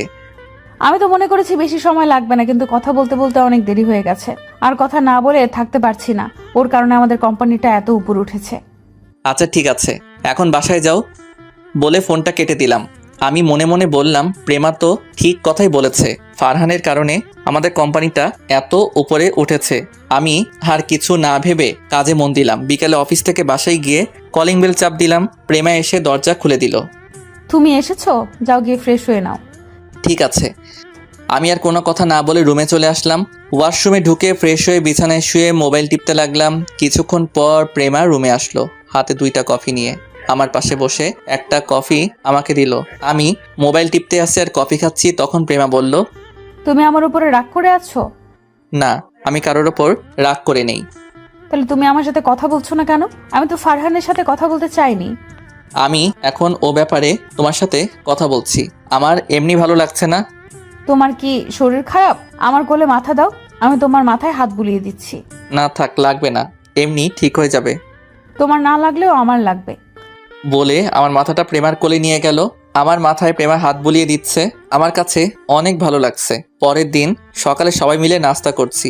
হঠাৎ প্রেমা মাথা ঘুরে পড়ে গেল। আমি প্রেমাকে কোলে নিয়ে দ্রুত গাড়িতে শুয়ে দিয়ে হাসপাতালে নিয়ে আসলাম। আমার আব্বু আম্মু এসেছে। ডাক্তার প্রেমাকে কেবিনের ভিতরে নিয়ে গেল। শ্বশুর শাশুড়িকে ফোন দিয়ে হাসপাতালে আসতে বললাম। কিছুক্ষণ পর শ্বশুর শাশুড়ি হাসপাতালে চলে আসলো। রাসেল, প্রেমার কি হয়েছে? আব্বু চিন্তা করবেন না, হঠাৎ মাথা ঘুরে পড়ে যায়। আমি ওকে দ্রুত হাসপাতালে নিয়ে আসি। ডাক্তার ভিতরে প্রেমাকে দেখছে, এখনো বাহিরে আসে নাই। কিছুক্ষণ পর একজন ডাক্তার বেরিয়ে আসলো। আমি ডাক্তারের কাছে গিয়ে বললাম, ডাক্তার, আমার প্রেমার কি হয়েছে? তখন ডাক্তার হাসতে হাসতে বলল, আরে চিন্তার কোনো কারণ নেই, আপনাদের জন্য একটা খুশি সংবাদ আছে। খুশির সংবাদ মানে? মানে হলো আপনি বাবা হতে চলেছেন, এখনই সবাইকে মিষ্টি খাওয়ান। ডাক্তার, আপনি সত্যি বলছেন আমি বাবা হতে চলেছি? তবে ওকে বাড়ি কাজ করতে দেওয়া যাবে না, এতে আপনার সন্তানের ক্ষতি হতে পারে। ঠিক আছে ডাক্তার, আমরা কি প্রেমার সাথে দেখা করতে পারি? অবশ্যই, আর আপনারা এখনই তাকে বাসায় নিয়ে যেতে পারেন। ধন্যবাদ ডাক্তার। ডাক্তার আর কোনো কথা না বলে চলে গেল। আমরা সবাই প্রেমার কেবিনে ঢুকলাম। সবাই অনেক খুশি। আব্বু আম্মু, দাদা দাদি হবে, শ্বশুর শাশুড়ি, নানা নানি হবে। আম্মু গিয়ে প্রেমার পাশে বসে বলল, এখন কেমন লাগছে মা? মাথাটা কেমন ঘুরছে। সমস্যা নেই, কিছুক্ষণ পর ঠিক হয়ে যাবে। আরও কিছুক্ষণ কথা বলে প্রেমাকে বাসায় নিয়ে আসলাম। শ্বশুর শাশুড়ি তাদের বাসায় চলে গেল। আমি প্রেমাকে বিছানায় শুয়ে কিছুক্ষণ রেস্ট নিতে বললাম। 2 দিন পর সবাই বসে রাতের খাবার খাচ্ছি। তখন প্রেমা বলল, আব্বু আম্মু, আমি কালকে থেকে অফিসে বসতে চাই। তুমি তো অসুস্থ, তুমি কিভাবে অফিসের কাজ করবে? আমি এখন সুস্থ আছি, আর হতে এখনো অনেক দেরি আছে। তুমি কি পারবে অফিসে কাজ করতে? আমি না পারলে তুমি তো আছো। ঠিক আছে মা, তুমি যা বলবে তাই হবে। আমি আর কিছু বললাম না। খাবার খেয়ে নিজের রুমে চলে আসলাম। রুমে এসে বিছানায় শুয়ে মোবাইল টিপতে লাগলাম। কিছুক্ষণ পর প্রেমা রুমে আসলো, আমাকে পিছন থেকে জড়িয়ে ধরলো। আচ্ছা প্রেমা, তুই বাচ্চা না হওয়া পর্যন্ত বাসায় থাকলে কি হয়? আমি বাসায় থেকে কি করব? আমার বাসায় ভালো লাগছে না, আর এখনো তো অনেক দেরি আছে বাচ্চা হতে। ঠিক আছে, এখন শুয়ে পড়ো। তারপর প্রেমা আমাকে জড়িয়ে ধরে শুয়ে পড়লো। এইভাবে দেখতে দেখতে 1 মাস চলে গেল। ফারহানের সাথে আমাদের বন্ধুত্ব হয়ে গেছে। কয়েকদিন পর পর আমাদের অফিসে আসে। আজকে ফারহান প্রেমাকে অফিসের কি কাজের জন্য রেস্টুরেন্টে ডাকছে। আমাকে বলছে যাওয়ার জন্য, তবে অফিসের কাজের চাপের জন্য আমি যেতে চাইনি। প্রেমা একা গেছে গাড়ি নিয়ে। আমি অফিসে বসে কাজ করতে লাগলাম। এবার একটু ওদিক থেকে ঘুরে আসি। প্রেমা আর ফারহানের মধ্যে কি কথা হচ্ছে? বলো, কি কাজের জন্য ডেকেছো? ফারহান এবার একটা গোলাপ নিয়ে প্রেমার সামনে হাঁটু গেড়ে বসে বলতে লাগলো, রেস্টুরেন্টে তারা দুজন এবং রেস্টুরেন্টের লোক ছাড়া কেউ নেই। প্রেমা, আমি তোমাকে প্রথম যেদিন আমার অফিসে দেখি সেদিন থেকে আমার তোমাকে ভালো লাগে। এরপর আস্তে আস্তে তোমাকে ভালোবেসে ফেলেছি। প্লিজ তুমি আমাকে ফিরিয়ে দিও না। আমি সত্যি তোমাকে অনেক ভালোবাসি। এটা তুমি কি বলছো? আমি তোমাকে বন্ধু ছাড়া অন্য কিছু কখনো ভাবিনি। আর তুমি জানো আমার স্বামী আছে, আমার পেটে রাসেলের সন্তান। তুমি কি করে এ কথা বলতে পারলে? আমি তোমার কাছে এরকম একটা কথা কখনো আশা করি নাই। আমি জানি তোমার স্বামী আছে, তোমার পেটে রাসেলের সন্তান। তুমি চাইলে রাসেলকে ডিভোর্স দিয়ে দাও, আমি তোমার সন্তানের কোনো ক্ষতি করতে বলবো না। আর ওই রাসেলের কি আছে? আমার সব কিছু আছে। আমি তোমাকে অনেক সুখে রাখবো। তোমাকে আমি অনেক ভালো মনে করছি, কিন্তু তুমি যে এতটা খারাপ তা আমার জানা ছিল না। আমি রাসেলকে নিয়ে অনেক সুখেই আছি। আজকে থেকে তুমি আমার সাথে কোনো যোগাযোগ করবে না। আমি চাই না তোমার কারণে আমার সংসারে অশান্তির সৃষ্টি হোক। তুমি কি জানো তুমি অফিসে না থাকলে তোমার স্বামী অফিসে কি করে? তোমার স্বামী তোমার বান্ধবী নদীর সাথে প্রেম করে। এটা আমি কখনো বিশ্বাস করি না। রাসেলকে আমি ভালো করে চিনি, সেরকম কাজ কখনো করবে না। আমি জানতাম তোমার বিশ্বাস হবে না। ঠিক আছে, আমার সাথে তোমার অফিসে চলো, তারপর দেখবে তোমার স্বামী অফিসে বসে কি করে। আমার স্বামীর উপর অনেক বিশ্বাস আছে আমার। ঠিক আছে, তুমি যখন বলছো তাহলে চলো।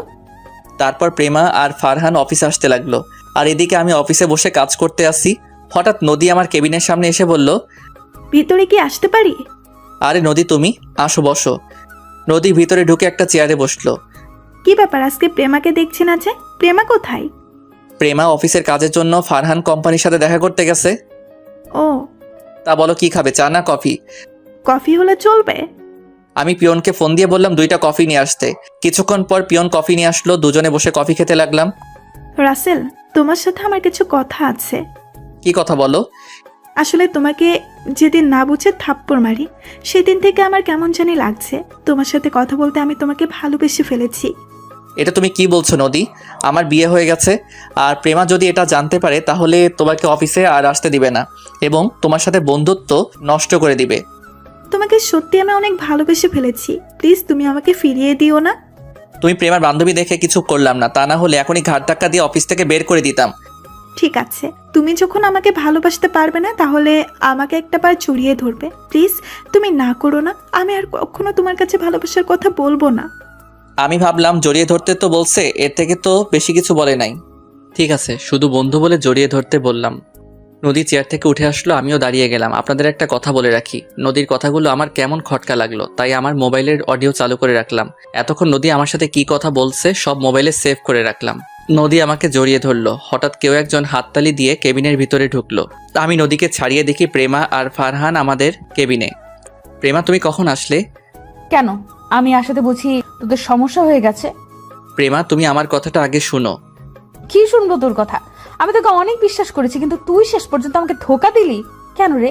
আমি কি তোকে কম ভালোবাসা দিয়েছি তার জন্য তুই নদীর সাথে কেবিনে বসে রোম্যান্স করবি? প্রেমা, তুমি আমাকে ভুল ভাবছো। আমাদের মধ্যে কিছুই নেই। আগে আমার কথাটা শোনো। আমি তোর কোনো কথা শুনতে চাই না। তুই একটা ধোকাবাজ। তোকে ভালোবেসে বিয়ে করে আমি জীবনের বড় ভুল করেছি। আমি ধোঁকাবাজ না, আমি তোমাকে অনেক ভালোবাসি।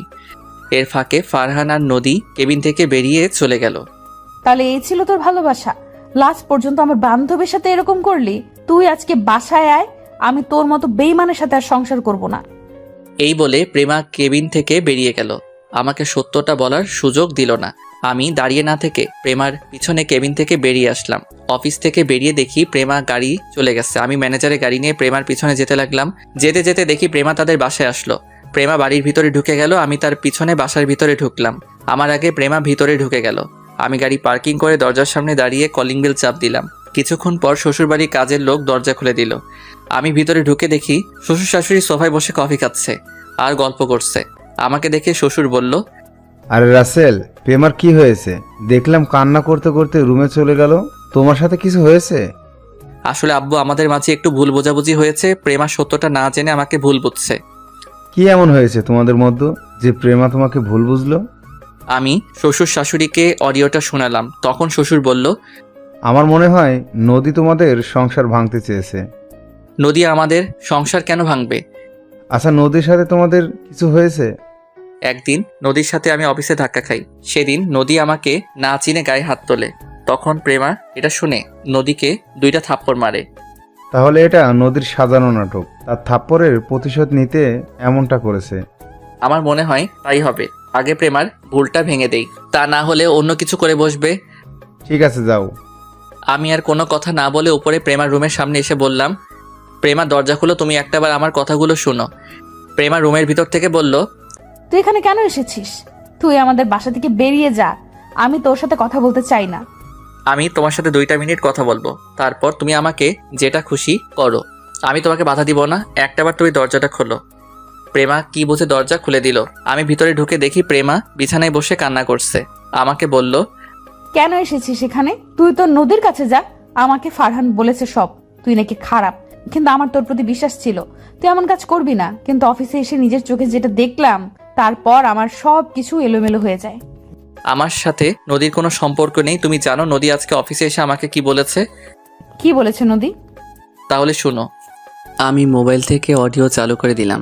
প্রেমা অডিওটা শুনে এমন কিছু করবে আমি তো পুরো অবাক হয়ে গেলাম। প্রেমা আমার পা ধরে বলতে লাগলো, রাসেল, আমার ভুল হয়ে গেছে, তুমি আমাকে ক্ষমা করে দাও। আমি বুঝতে পারি নাই নদী যে তোমাকে এমন কিছু বলবে। তুমি যদি একটাবার আমার কথাগুলো শুনতে তাহলে এমন কিছু হতো না। আমি বুঝতে পারি নাই, তুমি যখন নদীকে জড়িয়ে ধরেছো তখন এটা দেখে আমার পুরো দুনিয়া অন্ধকার হয়ে গেছে। আমি মনে করছি তুমি আমাকে ধোকা দিয়েছো। আচ্ছা, এসব কথা বাদ দাও। তোমার সাথে ফারহান অফিসে আসলো কেন?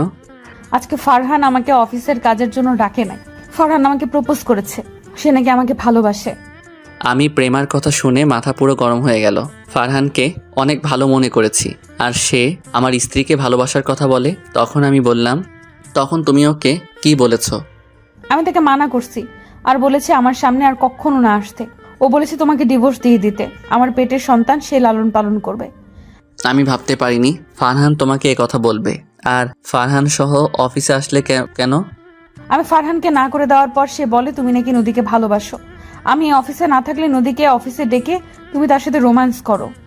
তখন তুমি তার কথা বিশ্বাস করলে? আমি ওকে বলেছি তুমি এমন কাজ কখনো করতে পারো না। তখন সে আমাকে বলল তার সাথে নাকি অফিসে আসতে। আর তখন অফিসে আসার পর কি হলো তুমি তো সব জানো। আমার একটা জিনিস মাথায় আসছে না, যখন তুমি আমাকে ভুল বুঝে নানান কথা বলছো, তখন নদী আর ফারহান কোনো কথা না বলে অফিস থেকে বেরিয়ে গেল কেন? তারা ওই সময় কিছু বলে নাই কেন? আমার মনে হয় নদী আর ফারহানের মধ্যে কিছু একটা আছে। তা না হলে ওরা কিছু না বলে চলে গেল কেন? নদী আর ফারহান আমাদের সংসার ভাঙার জন্য মনে হয় এমন করছে। নদী মনে হয় আমাদের উপর প্রতিশোধ নিতে ফারহানের সাথে হাত মিলিয়েছে। আমারও তাই মনে হয়। এখন কি করে ওদের ধরা যায়? আমি আর তুমি যে মিলে গেছি এটা ওদের বুঝতে দেওয়া যাবে না। তুমি ফারহান আর নদীর সাথে আগের মতো কথা বলবে, তাদের কাছ থেকে সত্যি কথা বের করতে হবে। ঠিক আছে, তুমি যেভাবে বলবে আমি সেভাবেই কাজ করব। ওকে, এখন বাসায় চলো। আব্বু আম্মু আমাদের জন্য চিন্তা করবে। হঠাৎ শাশুড়ি আম্মা রুমে এসে বলল, আজকে আর বাসায় যাওয়া হচ্ছে না, কালকে যাবে। আজকে এখানে থেকে যাও। না আম্মু, শ্বশুর শাশুড়ি বাসায় একা, আমি থাকতে পারবো না। একদিনের জন্য কিছু হবে না, তাদের ফোন করে বলে দাও। ঠিক আছে আম্মু। ওনাদের সাথে কথা বলে দুজন ফ্রেশ হয়ে আসো, আমি টেবিলে খাবার দিচ্ছি। বলে শাশুড়ি আম্মা রুম থেকে বেরিয়ে গেল। আমি আর প্রেমা ফ্রেশ হয়ে সবার সাথে খাবার খেয়ে রুমে চলে আসলাম। প্রেমা বাসায় আব্বু আম্মুকে ফোন দিয়ে বলে দিছে আজকে আমরা আসবো না। রাতে প্রেমা আমাকে জড়িয়ে ধরে শুয়ে পড়ল। আপনারা কি ভাবছেন আমি এত সহজে প্রেমাকে ক্ষমা করে দিব? ভুল ভাবছেন। আমি তাকে কিছুদিন কষ্ট দিব। আমার কথা বিশ্বাস না করে আমাকে ধোঁকাবাজ বলেছে। আমি নাকি তার বিশ্বাস রাখতে পারি নাই, আমি একটা বেঈমান। তাকে বুঝিয়ে দিব নিজের আপন মানুষটি এমন কথা বললে কেমন লাগে। আমার কথা পর্যন্ত শুনে নাই, না শুনে আমাকে নানান কথা বলল। পরের দিন সকালে সবার সাথে নাস্তা করে আমি গাড়ি নিয়ে অফিসে চলে আসলাম। প্রেমা পরে আসবে। সবাই আমাকে দেখে অবাক, তারা হয়তো মনে করছে আমাকে অফিস থেকে বের করে দিবে। আসলে গতকাল প্রেমার কথা শুনে অফিসের সবাই দরজার সামনে দাঁড়িয়ে সবকিছু শুনছে। আমি নিজের কেবিনে বসে নদীকে ফোন দিলাম। কি ব্যাপার, তুমি আমাকে ফোন দিলে যে? আমাকে আর তোমাকে তো গতকাল প্রেমা ভুল বুঝছে। সে বলেছে আমাকে ডিভোর্স দিয়ে দিবে। এখন আমি কি করব বলো? তাহলে তুমি আমাকে বিয়ে করে নাও, আমি প্রেমার থেকে তোমাকে অনেক বেশি ভালোবাসা দিব। কিন্তু তোমার আব্বু আম্মু কি আমাকে মেনে নিবে? আমার যদি আগে একটা বিয়ের কথা শুনে। সেটা নিয়ে তোমাকে চিন্তা করতে হবে না, আমি সব কিছু মানিয়ে নিব। ঠিক আছে, তুমি সন্ধ্যায় আমার সাথে একটু কফি শপে দেখা করতে পারবে? ওকে, পারবো। তুমি অফিস থেকে বেরিয়ে এসে আমাকে ফোন দিও। ঠিক আছে, বাই। এই বলে ফোন কেটে দিলাম। তারপর নিজের কাজগুলো করতে লাগলাম। আর ওদিকে প্রেমা বাসা থেকে ফারহানকে কল দিল। তখন ফারহান ফোন রিসিভ করে বলল, আমি জানতাম তুমি আমাকে ফোন দিবে, তা বলো কেন ফোন দিয়েছো?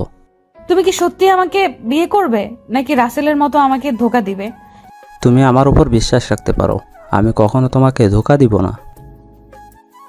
ঠিক আছে, আমি রাসেলকে ডিভোর্স দিয়ে তোমাকে বিয়ে করব, তবে এখন নয়, আমার সন্তান হওয়ার পর।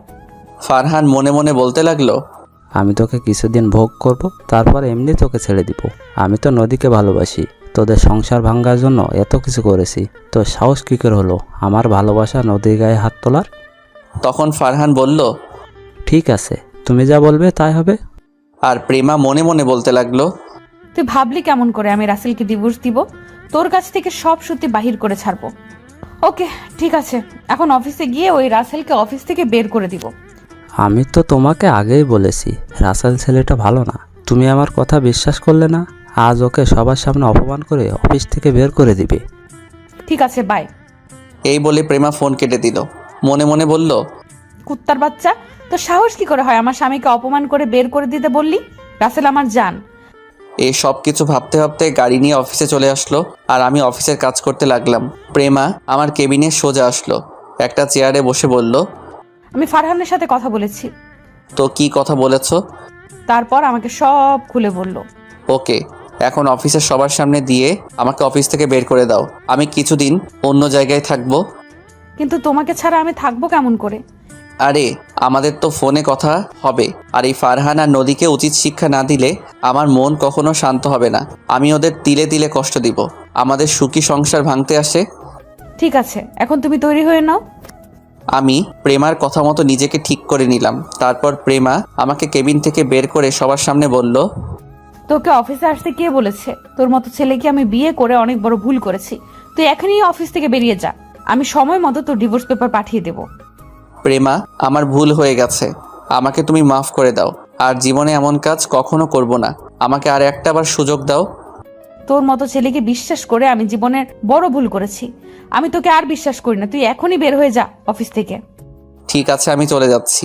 তুমি ভালো থেকো। আমার থেকে ভালো ছেলে পেলে বিয়ে করে নিও। এ কথা বলে আমি অফিস থেকে বেরিয়ে গেলাম। আপনাদের মাথায় এখন কিছুই ঢুকবে না, গল্পের সাথে থাকুন, সব দেখতে পাবেন আমাদের প্ল্যান কি করেছি। আমরা তাদের শাস্তি তো দিবই, আমরা আরও জিনিস তাদের সাথে করব। আমি অফিস থেকে বেরিয়ে একটা রিক্সা নিয়ে বাসায় চলে আসলাম। কলিং বেল চাপ দেওয়ার পর আম্মু এসে দরজা খুলে দিল। আমাকে দেখে বলল, কি রে রাসেল, তুই আজকে এত তাড়াতাড়ি অফিস থেকে চলে আসলি যে? প্রেমা কোথায়? আম্মু আমি তোমাকে পরে সব কিছু খুলে বলবো, আমি আগে একটু রুমে গিয়ে ফ্রেশ হয়ে নিই। ঠিক আছে, যা। আমি আর কোনো কথা না বলে রুমে এসে ফ্রেশ হয়ে বিছানায় শুয়ে মোবাইলটা হাতে নিয়ে প্রেমাকে ফোন দিলাম। বলো।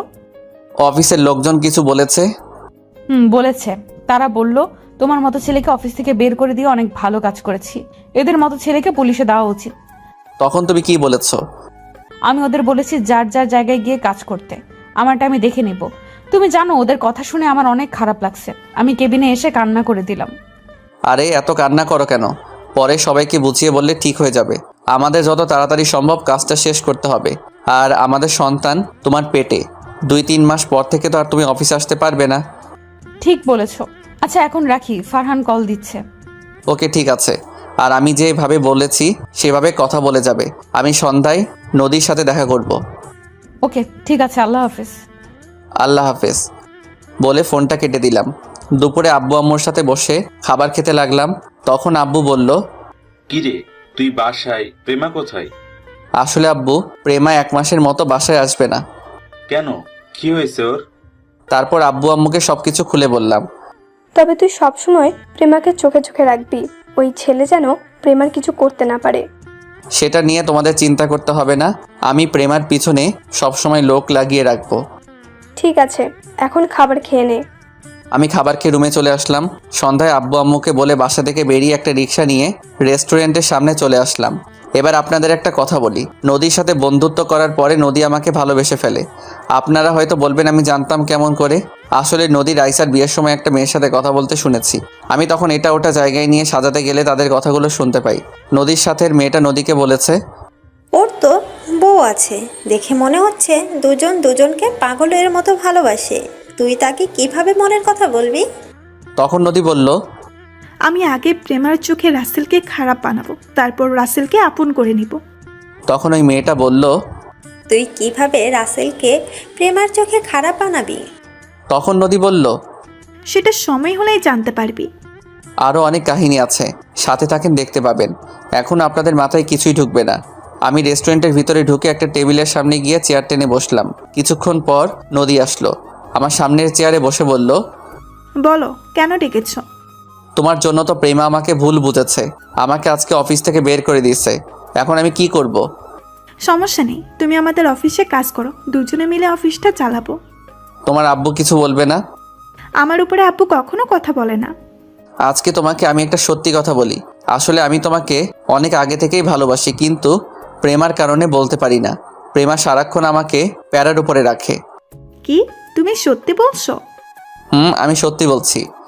তুমি জানো আমিও তোমাকে অনেক আগে থেকে ভালোবাসি, কিন্তু প্রেমার জন্য বলতে পারি নাই। আসলে প্রেমাকে আমার একটু ভালো লাগে না, ওর থেকে মুক্তি পেয়ে অনেক ভালো লাগছে। প্রেমার আগে যদি তোমাকে দেখতাম তাহলে তোমাকে বিয়ে করতাম। তাহলে আমার কাজটা করা ঠিক হয়েছে? মানে কি কাজ? আরে তোমাকে জড়িয়ে ধরা, তা না হলে তো প্রেমা তোমাকে ছেড়ে দিত না। একদম ঠিক কাজ করেছো, এখন আমি তোমাকে বিয়ে করে নিব। ঠিক আছে, আমি আব্বু আম্মুর সাথে কথা বলবো। এখন বলো না, আগে তোমার অফিসে কাজ করি 1 মাসের মতো, তোমার বাবার মন জয় করি, তাহলে তোমার আব্বু বিয়েতে রাজি হবে। ঠিক বলছো, তুমি কালকে আমাদের অফিসে চলে এসো। আচ্ছা ঠিক আছে। তারপর আরও কিছুক্ষণ কথা বলে রেস্টুরেন্ট থেকে বেরিয়ে নদীকে বিদায় দিয়ে আমার এক বড় ভাইয়ের কাছে গেলাম। তিনি সবসময় ভালো কাজ করে। আরে রাসেল, তুমি হঠাৎ আমার এখানে? ভাইয়া আমার কয়েকজন লোক লাগবে আমার স্ত্রীকে চোখে চোখে রাখার জন্য। কেন, তোমার পেছনে কেউ লাগছে? আমাকে শুধু একবার বলো, একবারে উচিত শিক্ষা দিয়ে দেবো। আসলে ভাইয়া তেমন কিছু না। তারপর ভাইয়াকে সব কিছু খুলে বললাম।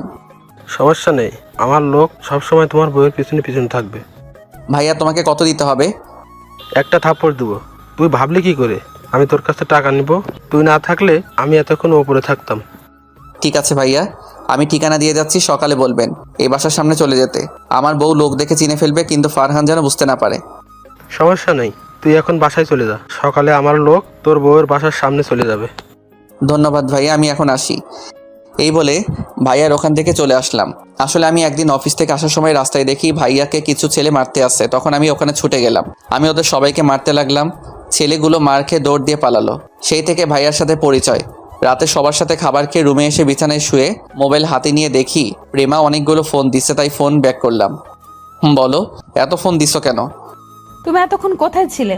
আমি কতগুলো ফোন দিছি। আসলে আমি খাবার খাচ্ছিলাম, মোবাইল রুমে ছিল। ও, তা এখন কি করো? এই তো রুমে এসে বিছানায় শুয়ে তোমার সাথে কথা বলছি। তুমি কি করো? খাবার খেয়ে রুমে এসে তোমাকে ফোন দিচ্ছি, কিন্তু তুমি ফোন রিসিভ করো নাই। আমার একা একা ঘুমাতে ভালো লাগছে না, তুমি একটু আসবে? এখন তোমার বাসায় গেলে তোমার আব্বু আম্মু কি বলবে?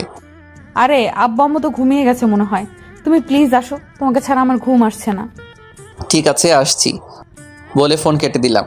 আমি বিছানা থেকে নেমে একটা জামা গায়ে দিয়ে বাইকটা নিয়ে শ্বশুর বাড়িতে চলে আসলাম। দারোয়ান আমাকে দেখে বলল, আরে রাসেল বাবা, তুমি এত রাতে আসলে যে? আসলে চাচা, প্রেমার সাথে দেখা করতে এসেছি, ওকে না দেখে থাকতে পারি না। ঠিক আছে, যাও। তবে চাচা, শ্বশুর শাশুড়ি যেন এটা কখনো জানতে না পারে। সমস্যা নেই, কেউ জানবে না। ধন্যবাদ চাচা, আর এই 1000 টাকা রাখুন। লাগবে না বাবা, এমনি তুমি আমাকে অনেক টাকা দিয়েছো। আরে রাখুন চাচা, মনে করেন আপনার ছেলে দিয়েছে। চাচা টাকাটা রাখলো। তারপর আমি দরজার সামনে এসে প্রেমাকে ফোন দিয়ে বললাম দরজা খোলার জন্য। কিছুক্ষণ পর প্রেমা এসে দরজা খুলে দিল। আমার হাত ধরে ভিতরে ঢুকিয়ে দরজা লাগিয়ে রুমে নিয়ে আসলো। তারপর এমন কিছু করবে সেটা আমি কখনো ভাবিনি। প্রেমা আমাকে রুমে ঢুকিয়ে জড়িয়ে ধরে ঠোঁটের সাথে ঠোঁট লাগিয়ে দিল। দুজন দুজনকে জড়িয়ে ধরে কিস করতে লাগলাম। প্রায় 5 মিনিট পর ছেড়ে দিলাম। তোমাকে ছাড়া ঘুম আসছে না, এখন আমাকে জড়িয়ে ধরে শুয়ে পড়ো।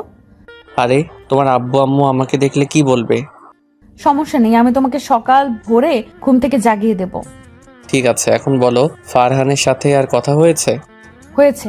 আমি অফিস থেকে ওকে ফোন দিয়ে বলেছি তোমাকে অফিস থেকে বের করে দিছি, কয়েকদিন পর ডিভোর্স পেপার পাঠিয়ে দিব। তখন ফারহান কি বলল? সে বলেছে আমি অনেক ভালো করেছি তোমাকে বের করে দিয়ে, এখন আমাকে বিয়ে করে নতুন করে সংসার শুরু করবে। ওকে ভালো করে বিয়ে করাবো। ওকে উচিত শিক্ষা না দেওয়া পর্যন্ত আমার মন শান্তি হবে না। নদীর সাথে তোমার কি কথা হয়েছে? তারপর সবকিছু খুলে বললাম। তাহলে তো ভালোই। তুমি যদি গতকাল রাতে আমাকে ওই কথাগুলো না বলতে, তাহলে আমি এসব ব্যাপার জানতাম না। ফারহান ছেলেটাকে অনেক ভালো মনে করছি। আর তোমাকে কালকে থেকে কিছু লোক ফলো করবে তোমার নিরাপত্তার জন্য। ফারহান যাতে কিছুই বুঝতে না পারে, ওকে তোমার শরীরে টাচ করতে দিবে না কখনো। আমি ভুলেও ওকে আমার হাত ধরতে দিব না। আমি বলবো যে যা হবে বিয়ের পর। ঠিক আছে, এখন ঘুমিয়ে পড়ো। তারপর প্রেমা আমাকে জড়িয়ে ধরে শুয়ে পড়লো। দেখতে দেখতে 10টা দিন চলে গেল। এখন আমি নদীদের অফিসে কাজ করি। নদীর আব্বু আমার কাজ দেখে অনেক খুশি হয়েছে আর আমার বিয়ের কথা জেনে গেছে। আমি বলছি আরো কিছুদিন পরে ডিভোর্স দিয়ে দিব প্রেমাকে। তিনি মেয়ের সুখের কথা ভেবে রাজি হয়ে গেল। নদী আমাকে জড়িয়ে ধরতে আসলে আমি তাকে বলি বিয়ের পর সবকিছু করতে, তাই নদী আর জোর করে না। আর ওদিকে প্রেমা ফারহানের সাথে আমার কথা মতো কাজ করে যাচ্ছে। লোকগুলো সবসময় প্রেমার আশেপাশে থাকে। প্রেমার সাথে প্রতিদিন রাতে ফোনে কথা হয়। দেখতে দেখতে আরো 1টা মাস চলে গেছে। আমাদের কাজ সব হাতের মুঠোয় নিয়ে আসছি। সবকিছু কিছুক্ষণ পর জানতে পারবেন। হঠাৎ নদী আমার কেবিনে আসলো, একটা চেয়ারে বসে বলল, আমার জানটা কি করে? দেখতেই তো পারছো কাজ করছি। তুমি আমার সাথে এভাবে কথা বলছো কেন? আমি আবার কিভাবে কথা বললাম? তুমি তো দেখতেই পারছো কাজ করছি। ঠিক আছে, তুমি কাজ করো, আমি আমার কেবিনে গেলাম। আরে রাগ করছো কেন? আমি একটা জায়গায় মিলাতে পারছি না, তাই মাথা গরম ছিল। এখন মিলাতে পারছি। প্লিজ তুমি রাগ করো না। তুমি রাগ করলে পেতনির মতো লাগে। নদী আমার কথা শুনে বলল, কি আমাকে পেতনির মতো লাগে? আজকে তোমাকে মেরেই ফেলবো। সরি আর বলবো না। এখন এখানে তোমার একটা সাইন করে দাও। দাও, দিচ্ছি। ফাইলটা একটু দেখে সাইন করো। দেখা লাগবে না। আমি মনে মনে বললাম, নদী তুমি জীবনের ভুলটা আজকে করলে, ফাইলটা একটু দেখলে না? নদী সাইন করে কিছুক্ষণ আমার সাথে দুষ্টামি করে নিজের কেবিনে চলে গেল। আর ওদিকে প্রেমা আর ফারহান রেস্টুরেন্টে বসে কথা বলছে। চলুন দেখি তারা কি কথা বলছে। প্রেমা, চলো আমরা দুজনে বিয়ে করে ফেলি। আমি তোমাকে ছাড়া থাকতে পারছি না। ঠিক আছে, কালকে কাজে অফিসে বিয়েটা সেরে নিব। তবে বাচ্চা হওয়ার আগে আমাদের মাঝে কিছুই হবে না। ঠিক আছে, তুমি যা বলবে তাই হবে। ফারহান মনে মনে বলতে লাগলো, আগে বিয়েটা হয়ে যাক, তারপর তোমাকে জোর করে ভোগ করব। ওকে, আজকে আমি বাসায় যাই, কালকে কাজে অফিসে চলে আসবে, বিকেল 5টায় আসবে। আমি তোমার জন্য অপেক্ষা করব। আচ্ছা ঠিক আছে। প্রেমা রেস্টুরেন্ট থেকে বেরিয়ে গাড়ি নিয়ে সোজা বাসায় চলে আসলো। রাতে প্রেমা আমাকে ফোন দিল। কেমন আছো, কি করো? আমি ভালো থাকি কি করে তোমাকে ছাড়া? আর 2-3টা দিন ধৈর্য ধরো, তারপর আবার আগের মতো থাকতে পারবে। আজকে আমি ফারহানকে বিয়ের কথা বলার আগে ফারহান নিজেই বলল আমি তাকে কালকে কাজী অফিসে আসতে বলেছি। ওকে, সমস্যা নেই, আমি কাজীর সাথে কথা বলে সবকিছু ঠিক রাখতে বলছি। ঠিক আছে, এখন বলো ওদের কি খবর? আজকে আমার কাজ শেষ হয়েছে, নদীর থেকে সাইন নিয়ে নিছি। এখন শুধু তোমারটার অপেক্ষা, ওটা হাতে আসলে আমাদের কাজ শুরু হয়ে যাবে। আমার না ভয় হচ্ছে যদি উল্টাপাল্টা কিছু হয়ে যায়। আরে কিছুই হবে না, আমি আছি তো তোমার পাশে। আচ্ছা, কালকে কথা বলবো, ফারহান ফোন দিচ্ছে। ঠিক আছে ভাই। এই বলে আমি ফোন কেটে দিলাম। আর ওইদিকে প্রেমা ফারহানের ফোন রিসিভ করার পর ফারহান বলল, কি ব্যাপার, তুমি কার সাথে কথা বলছিলে? আরে আমার অফিসের ম্যানেজার আঙ্কেল ফোন দিছে, অফিসের কাজের ব্যাপারে কথা বলছি। ও, তাই এখন কি করো? খাওয়া দাওয়া করেছো? খাওয়া দাওয়া হয়েছে, আর এখন তোমার সাথে কথা বলছি। তোমার খাওয়া দাওয়া হয়েছে? হয়েছে। তারপর তারা আরো কিছুক্ষণ কথা বলে ফোন কেটে দিল। প্রেমা ঘুমিয়ে পড়ল। আসুন আপনাদের সাথে কিছু কথা বলি। প্রেমাকে আমি প্রথমে কষ্ট দিব মনে করছি, কিন্তু পরে ফারহান আর নদীর পরিবারের ব্যাপারে কিছু কথা বলার পর প্রেমা রাজি হয়ে যায়। আর আমি কাজটা একা করতে পারবো না, তাই প্রেমার সাথে শেয়ার করি। প্রেমা আমার কথায় রাজি হয়ে যায়। রাজি হওয়ার কারণে তাকে কষ্ট দেয়নি। পরে আমরা একটা প্ল্যান করি। কি প্ল্যান করছি তা 2 দিন পর জানতে পারবেন। ফারহান আর নদীকে নকল একটা ডিভোর্স পেপার দেখালাম। তারা মনে করছে আমাদের মধ্যে ডিভোর্স হয়ে গেছে। এবার চলুন ফারহান আর নদীর মধ্যে কি হচ্ছে। কি ব্যাপার নদী, তুমি এখন আমার সাথে আগের মতো কথা বলো না কেন? তুমি আমাকে ভুলে যাও ফারহান, আমি রাসেলকে ভালোবেসে ফেলেছি, ওকে আমার মনের ভেতরে জায়গা দিয়ে দিচ্ছি। এটা তুমি কি বলছো? আমাদের আজ 1 বছরের রিলেশন, আর তুমি এখন কি বলছো? তোমার সাথে মিলে রাসেল আর প্রেমার সংসার ভাঙছি, আর এখন তুমি কি বলো? সেটার জন্য তোমাকে ধন্যবাদ। তুমি প্রেমাকে বিয়ে করে নাও, আমি রাসেলকে বিয়ে করে নিই। আমি তোমাকে ছাড়া থাকতে পারবো না। তুমি কেমন ছেলে আমার ভালো করেই জানা আছে। তুমি মেয়েদের ফাঁদে ফেলে তাদের জীবনটা নষ্ট করে নতুন আরেকটা ধরো। বাহ বাহ, তুমি আমার কথাই বললে? তুমি কেমন মেয়ে এটা আমি জানি না? তুমি শিয়াবের সাথে কি করছো আমি সব কিছু জানি। ওর সাথে তো মিথ্যা প্রেমের অভিনয় করছি, একমাত্র তাদের সম্পত্তির লোভে, তাই ওর থেকে সব কিছু নিয়ে রাস্তায় নামিয়ে দিছি। ও, তার মানে আমার সাথেও এমন কিছু করতে, তাই না? কিন্তু আমার কিছুই তো তুমি নিতে পারবে না। ঠিকই ধরেছিস। এখন ফোন রাখ, তোর সাথে কথা বলতে আমার ভালো লাগে না। এই বলে নদী ফোন কেটে দিল। আর ফারহান মনে মনে বলতে লাগলো, আরে নদী, তুই কি মনে করেছিস আমি তোকে হারে হারে চিনি? তাই তোর সাথে আমিও প্রেমের অভিনয় করে গেছি। এখন প্রেমাকে বিয়ে করে তাদের সব সম্পত্তি দখল করে নিব। তারপর প্রেমাকে ঘাট ধাক্কা দিয়ে বাসা থেকে বের করে দিব। পরের দিন বিকালে কাজী আমার কথা মতো সবকিছু ঠিক করে রেখেছে। প্রেমা আর ফারহান সাইন করলো, কিন্তু ফারহান সাইন করার আগে পেপারটা পড়ে দেখলো না। তারপর প্রেমা আর ফারহান কাজী অফিস থেকে বেরিয়ে যে যার বাসায় চলে আসলো। আর এদিকে আমি নিজের কেবিনে ক্যামেরা সেটিং করে নদীকে আমার কেবিনে আসতে বললাম। কিছুক্ষণ পর নদী আমার কেবিনের ভিতরে ঢুকে একটা চেয়ারে বসলো। তখন নদী বলল, বলো কেন ডেকেছো আমাকে? আচ্ছা নদী, তুমি আমার কাছে একটা সত্যি কথা বলবে? কি কথা বলো? তুমি কি শিহাব নামে কাউকে চিনো? শিহাব নামে আমি একজনকে চিনতাম, কেন বলো তো? তুমি কি শিহাবকে ভালোবাসতে? আমি ওকে ভালোবাসতাম, তবে এখন আর ভালোবাসি না। এখন তোমাকে ভালোবাসি, ওর কথা আমি ভুলেই গেছি। তুমি কি তাকে সত্যিকারের ভালোবেসেছো? আসলে আমি তাকে সত্যিকারের ভালোবাসি নাই, তার সাথে প্রেমের অভিনয় করে তাদের সব সম্পত্তি দখল করে নিয়েছি। তুমি এটা ওর সাথে করলে কেন? এটা কি তুমি একাই করেছো? এটা আমি একা করি নাই, সাথে আমার বাবাও ছিল। আর ওর সাথে এটা করার কারণ, সে মেয়েদের নিয়ে মজা করতো, বেশি ভাব দেখাতো। তাই ওর সাথে প্রেমের অভিনয় করে আমি আর আব্বু ওদের সব কিছু নিয়ে রাস্তায় নামিয়ে দিছি। তাই বলে এমনটা করবে ওর সাথে? করেছি, বেশ করেছি। আচ্ছা, তুমি ওর কথা বলছো কেন? তুমি কি শিহাবকে চিনো? আমি ওকে চিনি না। গতকাল রাস্তায় হঠাৎ আমার গাড়ির সামনে এসে ধাক্কা খায়, তখন আমি তাকে হাসপাতালে নিয়ে যাই। তারপর আমাকে এই কথাগুলো বলল। ওর কথা তোমাকে চিন্তা করতে হবে না, এখন আমাদের বিয়ের ব্যাপারে চিন্তা করো। ঠিক আছে, কালকে আমি আব্বু আম্মুকে নিয়ে তোমাদের বাসায় যাব বিয়ের কথাবার্তা বলতে। ঠিক আছে, এখন আমি কেবিনে গেলাম, হাতে কিছু কাজ আছে। ওকে, যাও। নদী আর কোনো কথা না বলে কেবিন থেকে বেরিয়ে গেল। আমি বসে বসে কাজ করতে লাগলাম। সন্ধ্যায় গাড়ি নিয়ে আমি সোজা ফারহানের বাসায় চলে গেলাম। কলিং বেল চাপ দেওয়ার পর একজন কাজের লোক এসে দরজা খুলে দিল। আমাকে দেখে বলল, কাকে চাই? আমি ফারহানের আব্বুর সাথে একটু কথা বলতে চাই। ঠিক আছে, আপনি ভিতরে সোফায় বসুন, আমি সাহেবকে ডেকে দিচ্ছি। এই বলে কাজের লোক ভিতরে চলে গেল। আমি ভিতরে ঢুকে সোফায় বসলাম। কিছুক্ষণ পর ফারহানের আব্বু আসলো, আমাকে দেখে বলল, তুমি কে? তোমাকে তো চিনতে পারলাম না। আমাকে আপনি চিনবেন না, শুধু আপনাকে কিছু কথা জিজ্ঞেস করতে আসলাম। কি কথা বলো? শিল্পপতি নাজমুল হাসানকে চিনেন আপনি? চিনি, ও আমার বন্ধু ছিল, সে তো এখন বেঁচে নেই। ওনাকে তো আপনি মেরেছেন, আপনার কারণে উনি মরতে বাধ্য হলো। কেন করেছেন ওনার সাথে এমন কিছু? আপনি ওনার বন্ধু ছিলেন, বন্ধু হয়ে বন্ধুর ক্ষতি করতে আপনার একটু কষ্ট হয়নি?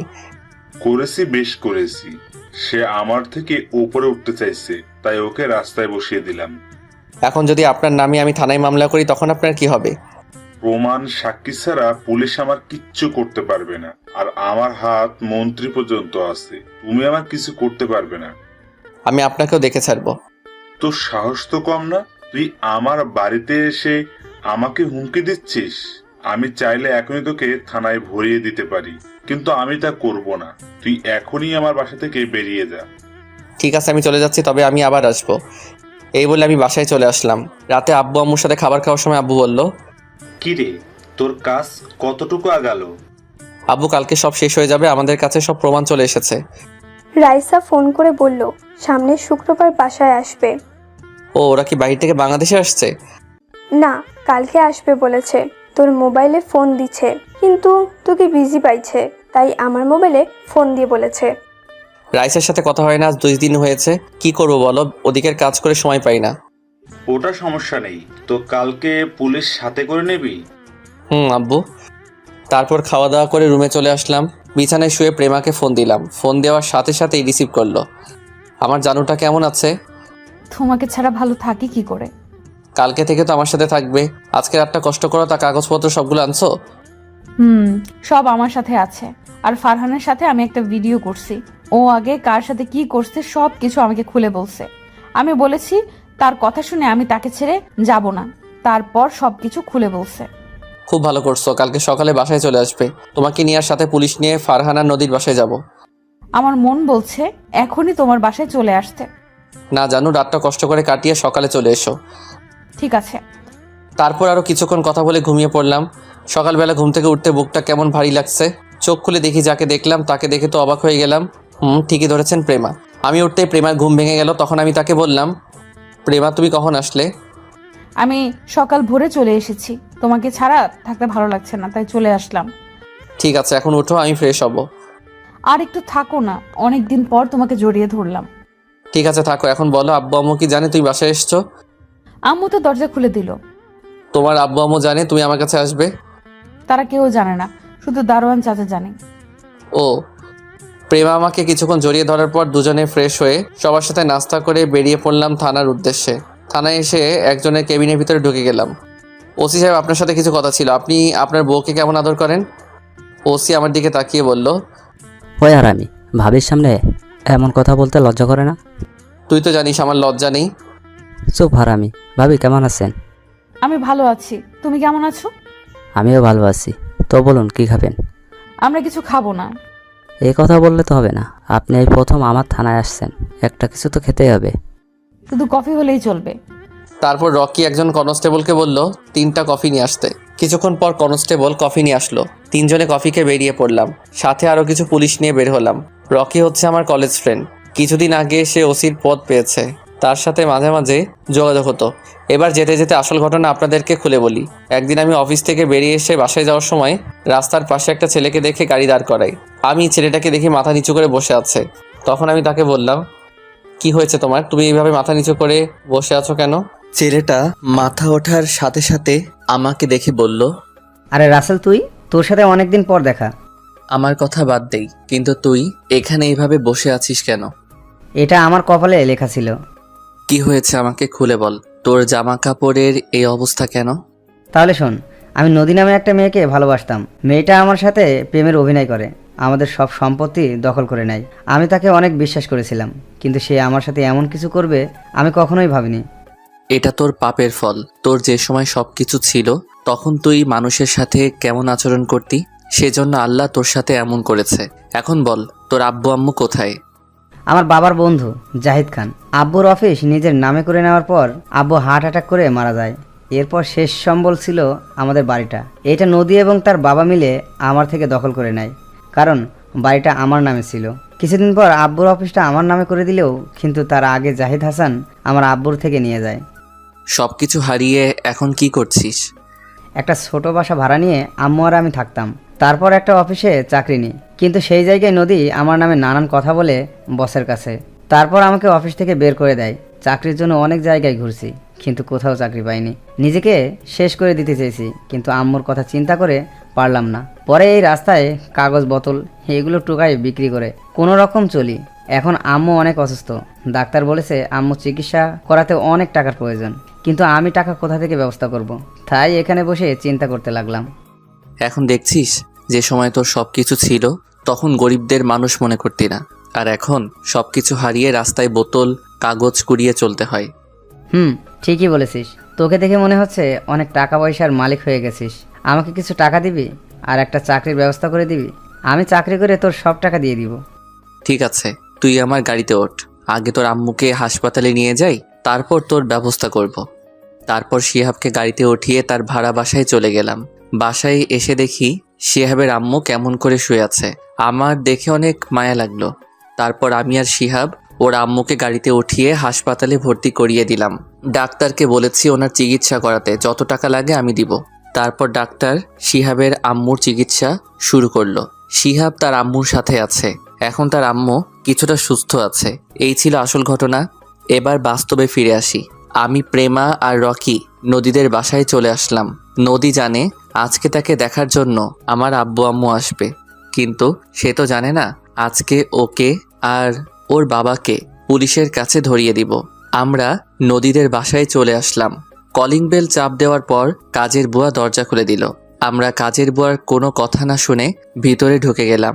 আমরা ভিতরে ঢুকে দেখি নদীর আব্বু সোফায় বসে আছে। আমাকে এবং আমার সাথে পুলিশ দেখে বলল, আরে রাসেল, তুমি? তা তোমার আব্বু আম্মু কোথায়? তোমার সাথে মেয়েটা এবং পুলিশ কেন? এরা আপনাকে এবং আপনার মেয়েকে ধরতে এসেছে। আমাদের অপরাধ কি? আপনি আর আপনার মেয়ে নদী অভিনয় করে শিহাবের বাড়ি দখল করে নিয়েছেন, সেজন্য পুলিশ আপনাদের ধরতে এসেছে। তুমি হয়তো জানো না, পুলিশ প্রমাণ ছাড়া কাউকে ধরতে পারে না। আমরা প্রমাণ ছাড়া আপনাকে এবং আপনার মেয়েকে ধরতে আসি নাই, প্রমাণ নিয়ে এসেছি। আর এই রাসেল আপনাদের নামে থানায় মামলা করেছে। হঠাৎ নদী রুম থেকে বেরিয়ে এসে বলল, রাসেল এখানে কি হচ্ছে? আর প্রেমা তুই এখানে? সাথে দেখি পুলিশ এসেছে। পুলিশ এমনি আসে নাই, তোকে আর তোর বাপকে থানায় নিয়ে যেতে আসছে। আমাদের অপরাধ? তোরা কি অপরাধ করছিস এই দেখ। তারপর নদী আমার সাথে যে কথা বলল সবগুলো দেখালাম। তখন নদী বলল, রাসেল তুমি আমার সাথে বেইমানি করলে। আমি তোমাকে বিশ্বাস করে সবকিছু খুলে বলছি। বিশ্বাস তো আমার ফ্রেন্ড শিহাব ও তোদের করেছে। বিনিময়ে তোরা কি করছিস ওর সাথে? তার শেষ সম্বল বাড়িটাও নিয়ে নিলি তুই আর তোর বাপ। চিন্তা করিস না নদী, আমাদের থানায় বেশিক্ষণ আটকে রাখতে পারবে না। টাকা দিলে এমনি আমাদের ছেড়ে দেবে। আপনি ভুল ভাবছেন, কারণ এখন আপনাদের কিছুই নেই। আমি জানি আপনার সব সম্পদের মালিক নদী, তাই ওর কাছ থেকে সব কিছু সাইন করে নিয়ে নিছি। এখন আপনি রাস্তার ফকির।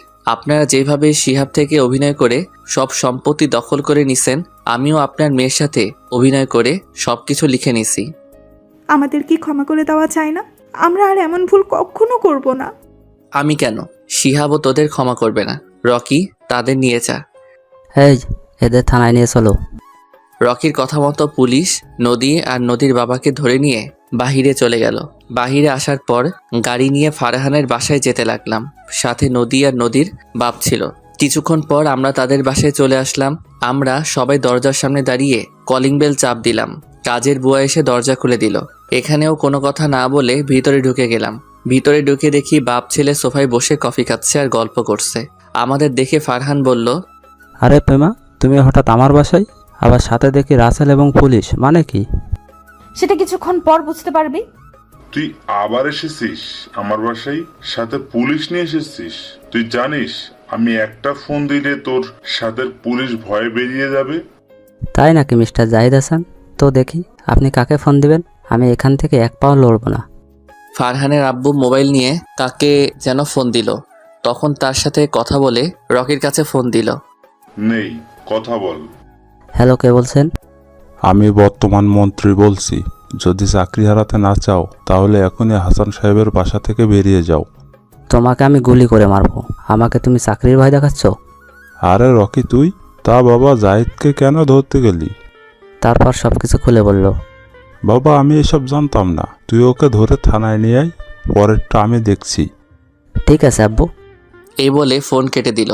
তখন ফারহানের আব্বু রকিকে বলল, তুই মন্ত্রীকে আব্বু বললি কেন? আমার আব্বুকে আব্বু বলবো না তো কি বলবো? মানে? কারণ তোর মন্ত্রী বন্ধু হচ্ছে আমার জন্মদাতা আব্বু। আমার ছোট থেকে শখ বড় হয়ে আমি পুলিশ অফিসার হব। আব্বু চাইলে আমাকে অফিসার বানিয়ে দিতে পারতো তার ক্ষমতা দিয়ে, কিন্তু আমি ক্ষমতা দিয়ে অফিসার হতে চাই না, নিজের যোগ্যতা অর্জন করে হব। এখন বর্তমানে ওসি হয়েছি। আমি তো কিছুই বুঝতে পারছি না, আমাদের কেন ধরতে আসলো? তুই মেয়েদের সাথে প্রেমের অভিনয় করে তাদের দেহ ভোগ করে ছেড়ে দিস, এটা হয়েছে তোর অপরাধ। আর তোর বাবার অপরাধ বন্ধুর সাথে বেইমানি করে তার কোম্পানি নিজের করে নেয়া, তাই তোদের পুলিশ ধরে নিয়ে যেতে এসেছে। এখন হয়তো টাকার বড়াই দেখাবি, কিন্তু সেটাও এখন তোদের নেই, কারণ তোদের এখন সবকিছু আমাদের হাতে। আমি বলছি যখন তোকে কাজে সাইন করতে বলছে তখন তোদের সব সম্পত্তির দলিল ছিল ওটা, আর তুই না বুঝে সাইন করে দিছিস। আর আমার আর রাসেলের ডিভোর্স হয়নি, তোকে নকল পেপার দিয়েছি, এখন তোরা রাস্তার ফকির। তা জাহিদ হাসান, এখন আপনার টাকা ক্ষমতা গেল কোথায়? আপনি যে রকম বন্ধুর সাথে বেইমানি করছেন, তেমন আমার স্ত্রী আপনার ছেলের সাথে প্রেম এবং বিয়ের অভিনয় করে সবকিছু নিয়ে নিচ্ছে। আমরা জানি আপনার সয় সম্পদ আপনার ছেলের নামে। আচ্ছা, তুই যে আমাদের নামে এত কিছু বলছিস, তোর কাছে কি প্রমাণ আছে? তারপর ফারহানের আব্বুর ভিডিও এবং ফারহানের সাথে প্রেমার কথা বলার ভিডিও দেখালাম। রকি সবাইকে থানায় নিয়ে গেল। আমি আর প্রেমা বাসায় চলে আসলাম। আজ 5 দিন পর ফারহানকে 10 বছরের কারাদণ্ড দেওয়া হয়েছে। তার আব্বু আম্মুকে যাবজ্জীবন কারাদণ্ড দেওয়া হয়েছে।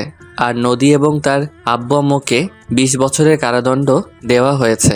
এখন আমি আর প্রেমা হাসপাতালে যাচ্ছি। শিহাবের আম্মু এখন পুরোপুরি সুস্থ আছে। আজকে তাদের রিলিজ দিবে। হাসপাতালে গিয়ে শিহাব আর ওর আম্মুকে বাহিরে এনে গাড়িতে করে তাদের বাসার সামনে চলে আসলাম। সবাই গাড়ি থেকে নামার পর শিহাব বলল, রাসেল, তুই আমাদের এখানে এসেছিস কেন? এই বাসা তো নদী এবং তার আব্বু আমার থেকে নিয়ে গেছে। আগে তাদের ছিল, এখন তোদের হয়ে গেছে। মানে হলো, শিহাব কোনো কথা না বলে আমাকে জড়িয়ে ধরে কান্না করে দিল। তখন আমি বললাম, এই পাগল, কান্না করছিস কেন? তুই আমাদের জন্য এত কিছু করছিস, আমাদের বাড়ি ফিরিয়ে দিয়েছিস। শুধু বাড়ি না, তোদের কোম্পানিও আমি ফিরে এনেছি। এই হচ্ছে তোদের সম্পত্তির দলিল।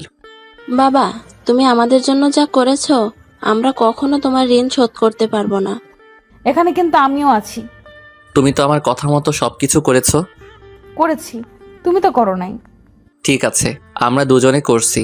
তো যাওয়ার আগে শিহাব তোকে একটা কথা বলে যাই, কখনো গরিব দুঃখীদের অবহেলা করবি না, তাদের পাশে সবসময় দাঁড়াবি।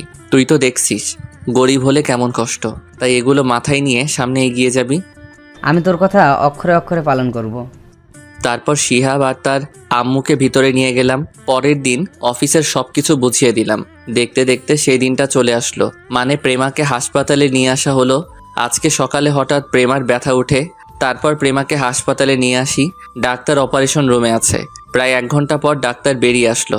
আমরা সবাই ডাক্তারের কাছে গেলাম। ডাক্তার, আমার স্ত্রীর কি অবস্থা? ভয়ের কোনো কারণ নেই, আপনার স্ত্রীর মেয়ে হয়েছে, আপনি বাবা হয়েছেন। সবাইকে মিষ্টি খাওয়ান। সত্যি বলছেন ডাক্তার? সত্যি। আমরা কি তার সাথে দেখা করতে পারি?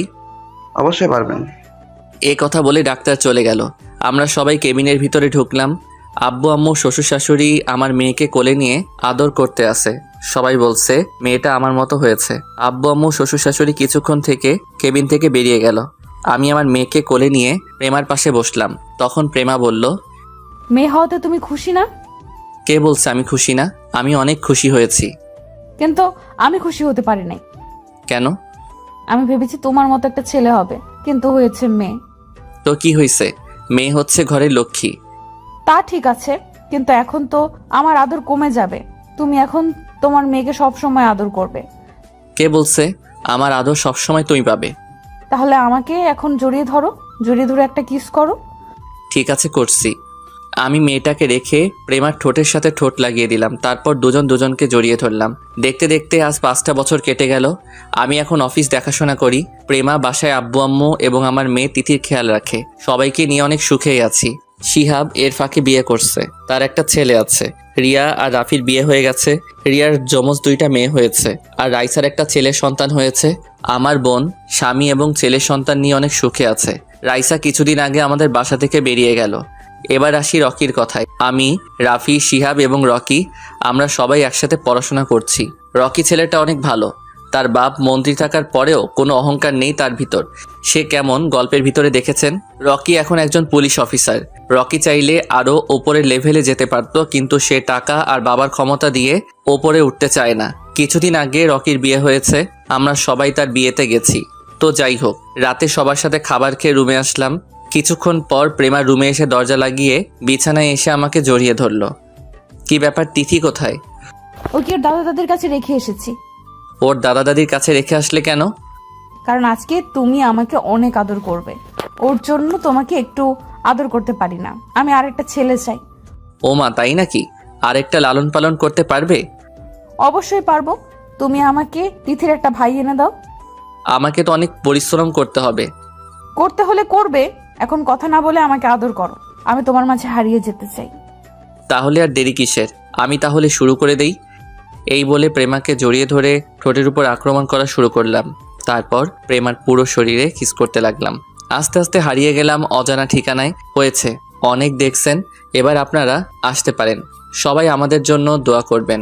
ধন্যবাদ সবাইকে।